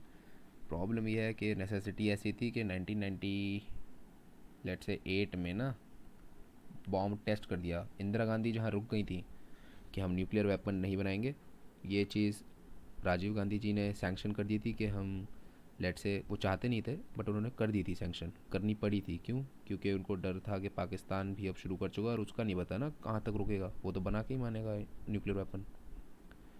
98 के अंदर फिर अटल जी क्या कर देंगे कि यार ये कर तो कुछ नहीं रहे बेचारे, बस ये है कि इनके टाइम पे न्यूक्लियर वेपन बन गया, और बन गया तो फिर क्या चीज़ें हो जाएगी, मान लो चीज़ें ये होने वाली हैं कि अगले ही साल लड़ाई हो रही है कारगिल पे, तो एक वैसी वाली फीलिंग बन गई ना ये तो कि भैया न्यूक्लियर वेपन के दो लोग, दोनों के दोनों अनपढ़ वाले देश, इनको पास तगड़े वाला हथियार। वेस्ट वाले ना यार बहुत बेवकूफ़ समझेंगे इंडिया वाले और पाकिस्तान वाले लोगों को, हमेशा ही समझते हैं। और ऐसी बात नहीं समझते हैं भी ये लोग। तुम अगर वेस्ट की आंखों से देखोगे तुम कितने घबरा से जाओगे यार, ये दो क्या तगड़े तगड़े वेपन हैं और ये दोनों बेवकूफ़ हैं और ये लड़ने में लगे हैं। चला दिया एक ने भी गलती से तो दूसरा, ये तो ख़त्म कर देंगे सब कुछ। तो तुम्हें अब एक चीज़ बनानी है तगड़ी वाली। क्या? कि भाई तुम्हें एक ना सैंक्शन वैंक्शन लगाओ, तो यहाँ सैंक्शन वैंक्शन लग जाएंगे यूएसए से। ये मनमोहन सिंह के टाइम पे धीरे धीरे जाएंगे। अब मोदी जी तो फिर पूरे ही भाग गए। ठीक है, जैसे मर्जी वैसे कर रहे हैं। ज़रूरत भी है यहाँ पे मोदी वाले टाइम पे, क्योंकि यहाँ पे China is a new threat. और चाइना इज़ बॉर्डर है भाई तुम्हारा, बॉर्डर पे ही। मतलब एक होता है ना कि दूर कहीं कोई यूएसए है, उसको मैं अफोर्ड कर सकता हूँ उससे पंगे लेना, क्योंकि बहुत दूर है, क्या कर लेगा, ये पड़ोसी है, ये घर पे आके थप्पड़ मारेगा सबसे पहले। कूल। तो जब ये बातें हो गई यूनिपोलैरिटी वगैरह की, सोल पावर हो गया, अब समझते हैं कि 1990 में ऐसा क्या स्टार्ट हुआ था। यूएसए एलपीजी रिफॉर्म तो तुम इकोनॉमी अपने देखो, बट फॉरेन पॉलिसी वाइज क्या क्या चेंजेस यूएसए ने करवाई, तो तुम ये समझो कि सबसे पहली चीज़ क्या होगी, नंबर वन, कि भैया इंडिया तू अपनी जो न्यूक्लियर प्रोग्राम है ना तेरा इंडियन न्यूक्लियर प्रोग्राम, ये कर तू बंद, बहुत हो गया। सेकंड, कि भाई देखो ऐसा है, इन्होंने स्टार्ट कर दी चीज़ जिसको हम बोलते हैं हाइफिनेशन। हाइफिनेशन का मतलब यह है कि अगर तुम एक की बात कर रहे हो तो दूसरे की बात उसी कॉन्टेक्स्ट में कर रहे हो, तुम्हारे लिए अलग अलग नहीं है। और जब हम हाइफिनेशन की बात करते हैं, हम इसमें कहेंगे कि जब इंडिया की बात कर रहे हैं तो मतलब ऑटोमेटिकली पाकिस्तान की बात भी साथ में करोगे तुम। मतलब ऐसा ऐसी कोई बात ही नहीं होगी कि इंडिया के साथ क्या करना है, तुम्हारी बात होगी इंडिया और पाकिस्तान का क्या करना है। ये चीज़ ना तुम इंडिया में भी देखोगे, इंडिया ये चीज़ अब करने लग गया है। मतलब करता था जब भी ये इसराइल की बात करता था, अरे यार इसराइल भी तो करना था, तो जब भी ये इसराइल की बातें करते थे तो ये साथ में तुरंत बात होगी पैलेस्टीन की भी, कि इसराइल पैलेस्टीन का क्या करना है। ये हमेशा से चला है, 1920s के टाइम से जब से आज तक ऐसे ही चलता है। इसराइल की बात हो रही है तो पैलेस्टीन का क्या करना है, पैलेस्टीन की बात हो रही है तो इसराइल की बात साथ में करनी है तुम्हें। बेसिकली ये वाले जो गेम्स होते हैं, these are the games of balancing. जिसका पलड़ा भारी है उसकी फेवर में करके दूसरे के ऊपर इतना जलील भी नहीं करना और सब साथ साथ रखना है। समय वक्त जब भी आएगा, जो भी ताकतवर लग रहा होगा, जिसकी ज़रूरत होगी उसके साथ हो लोगे। आज हम मोदी की टाइम पे देखते हैं कि इसराइल को हम भाई रिलेशन भी अच्छे से बढ़ा रहे हैं आगे, ठीक है। मीनवाइल पैलेस्टीन के साथ भी इंगेज कर रहे हैं, हमने डी हाइफनेट कर दिया, D hyphenate, D hyphenate. India ने इसराइल पैलेस्टीन का जो कॉन्सेप्ट है उसको डी हाइफनेट कर दिया पॉलिसी को। उसी तरह से यूएसए ने क्या कर दिया, यूएसए ने उल्टा किया था 1990s में, इंडिया और पाकिस्तान को हाइफनेट कर दिया था, हाइफनेट। जब भी बात होगी इंडिया की पाकिस्तान के कॉन्टेक्स्ट में होगी। तो अगर न्यूक्लियर पावर इंडिया का वो, अब तुम ये भी सोचो इंडिया का न्यूक्लियर पावर वो हटाना चाह रहे हैं, but at the same time Pakistan जो है ना वो न्यूक्लियर पावर, न्यूक्लियर वेपन बनाने में लगा पड़ा है, उस पर वो लोग ब्लाइंड आई रख रहे हैं, ब्लाइंड आई। ये काइंड ऑफ कह सकते हो कि तुम ये क्लिंटन एडमिनिस्ट्रेशन की ना आयरनी है। आयरनी मतलब ये एक वो नहीं तो व्यंग है ये, क्या मजाक की बात है। वैसे तुम बोल रहे न्यूक्लियर वेपन हमारा बंद करो, बट हमारा पड़ोसी बना रहा है वहाँ पे तुम देख नहीं रहे, क्यों? क्योंकि सोच के देखो ना यार, पाकिस्तान की टेरिटरी में तुम 20 साल से उनको खिला रहे हो पिला रहे हो, वहाँ रह के आईएसआई का यूज़ कर करके अफ़गानिस्तान में एसेट बनवाए जा रहे हो इन द फॉर्म ऑफ मुजाहिद्स, और उनसे वॉर करवाए जा रहे हो सोवियट्स के ख़िलाफ़। और ये वॉर जो है कौन जीत गया अपेरेंटली, अब सोवियट्स टूट गए तो उन मुजाहिद्स को तो ऐसा लग रहा है ना उन्होंने तोड़ दिया है, उनमें तो अलग ही पावर आ गई है। और वो पावर अगर उनमें इतनी आ गई है बुलंदी वाली, और कंट्रोल में किसके हैं, आईएसआई के, तो इसका मतलब है ये खतरनाक फौज जो है ये आईएसआई के कंट्रोल में है, जिन्होंने कुछ भी करना सिखा दिया है, सुपर पावर से लड़ना। क्यों लेने हैं ऐसी चीज़ से पंगे? वो भी तुरंत नहीं लेने ना। तो yes, this is one of the reasons why you will take time to figure it out कि आगे क्या करना है पाकिस्तान का। तुमने काफ़ी पावरफुल चीज़ें बना बना के छोड़ दी ना उनके कंट्रोल में। अब this is up to Pakistan to decide how they start using that thing. तो इसलिए जो मनी है, इवन दो यूएसएसआर बचा नहीं, बट जो money will continue keep on flowing towards Pakistan, क्योंकि अब ऑप्शन नहीं है। अब तुम्हें पता है अगर उसको आदत लगी पैसों की, तुम्हारा काम हो गया। बट ठीक है, अब क्या कर सकते हैं, कुछ नहीं कर सकते।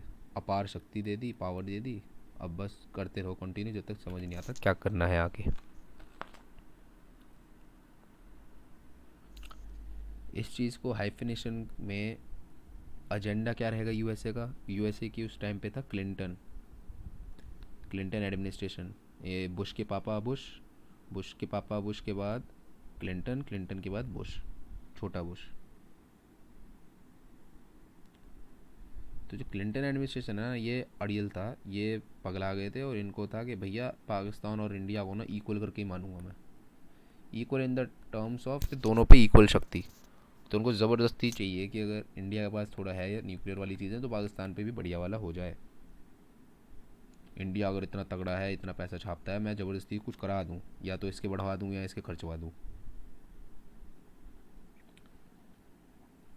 इनफैक्ट इंडिया के, अब देखो यार, डिफेंस किसकी कितनी ताकत रहेगी ये कौन डिसाइड करने वाला है? ये क्लिंटन ही तो डिसाइड करेगा ना, क्योंकि यूएसए है ये। वेपन कौन बनाता है? दो दो सप्लायर हैं, यूएसए और यूएसएसआर। यूएसएसआर रहा नहीं, बचा कौन? रशिया। अब पुराना जो इनका माल पड़ा है वही निकाल सकते हैं ये। इंडिया ने सारा माल रशिया से खरीदा है, तो मतलब गोली तो रशिया वशिया से ही खरीदेगा। बट रशिया तो अब छोटा बच्चा हो गया, क्यूट वाला। ये तो यूएसए की बात मानेगा ना अब। तो यूएसए अगर बोलेगा कि ये गोली मत देना इंडिया को, AK-47 की, तो रशिया बेच पाएगा क्या? नहीं बेच पाएगा। तो technically USA will control the whole defence capacity के। भाई तुम कितना माल उठा सकते हो मार्केट से, ये यूएसए डिसाइड करेगा किसकी कितनी ताकत है। तो अगर यूएसए बोले कि मैं इसको दे रहा हूँ 2 अरब का माल सप्लाई कर दिया मैंने इसको, बंदूकों का, इसकी मैं रशिया से भी रुकवा सकता हूँ चाहूँ तो। रशिया को बोल दे कि भाई रशिया तू नहीं देगा इंडिया को। कौन तगड़ा है लड़ाई में? ये तगड़ा है, अगर लड़ाई होगी तो अचानक। समझ में आ रही है बात? इसलिए एक ना तुम्हें अचानक से एक वो भी आएगा इस टाइम पे, एक इन्फ्लक्स आएगा कि यार बहुत ज़्यादा ज़रूरी है कि डीआरडीओ वगैरह को ना लगाओ फटाफट से इंडिजिनियस डेवलपमेंट पे। क्योंकि तुम्हें दिख रहा है अगर एक का ही पलड़ा भारी है तो मेरे तो ये तो सप्लाई ही बंद कर देगा। कूल।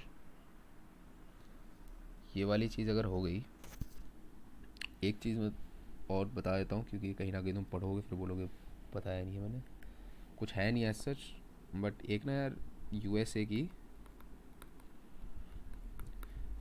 उन यार, अगर ये तुम्हें थोड़ा आइडिया होना चाहिए कि उनका प्रेसिडेंट और जो एग्जीक्यूटिव है, प्रेसिडेंट और जो उनका पार्लियामेंट है, ये ना कतई सेपरेट चीज़ें हैं। ऐसा नहीं है कि जैसे मोदी है हमारा, ये एक एमपी भी है। हमारे एमपीज़ में से ही एक मोदी निकल के आ गया। बट ये मतलब बेसिकली लॉ बनाने वालों में से ही कौन निकल के आ गया? एग्जीक्यूटिव। यहाँ पे नहीं है, एग्जीक्यूटिव और लॉ बनाने वाले कतई डिफरेंट लोग हैं। तो अगर ये प्रेसिडेंट है, ये क्या कर सकता है ये बताएंगे। कर कैसे रहा है, क्यों कर रहा है, किसके साथ कर रहा है, ये तेरी मर्जी।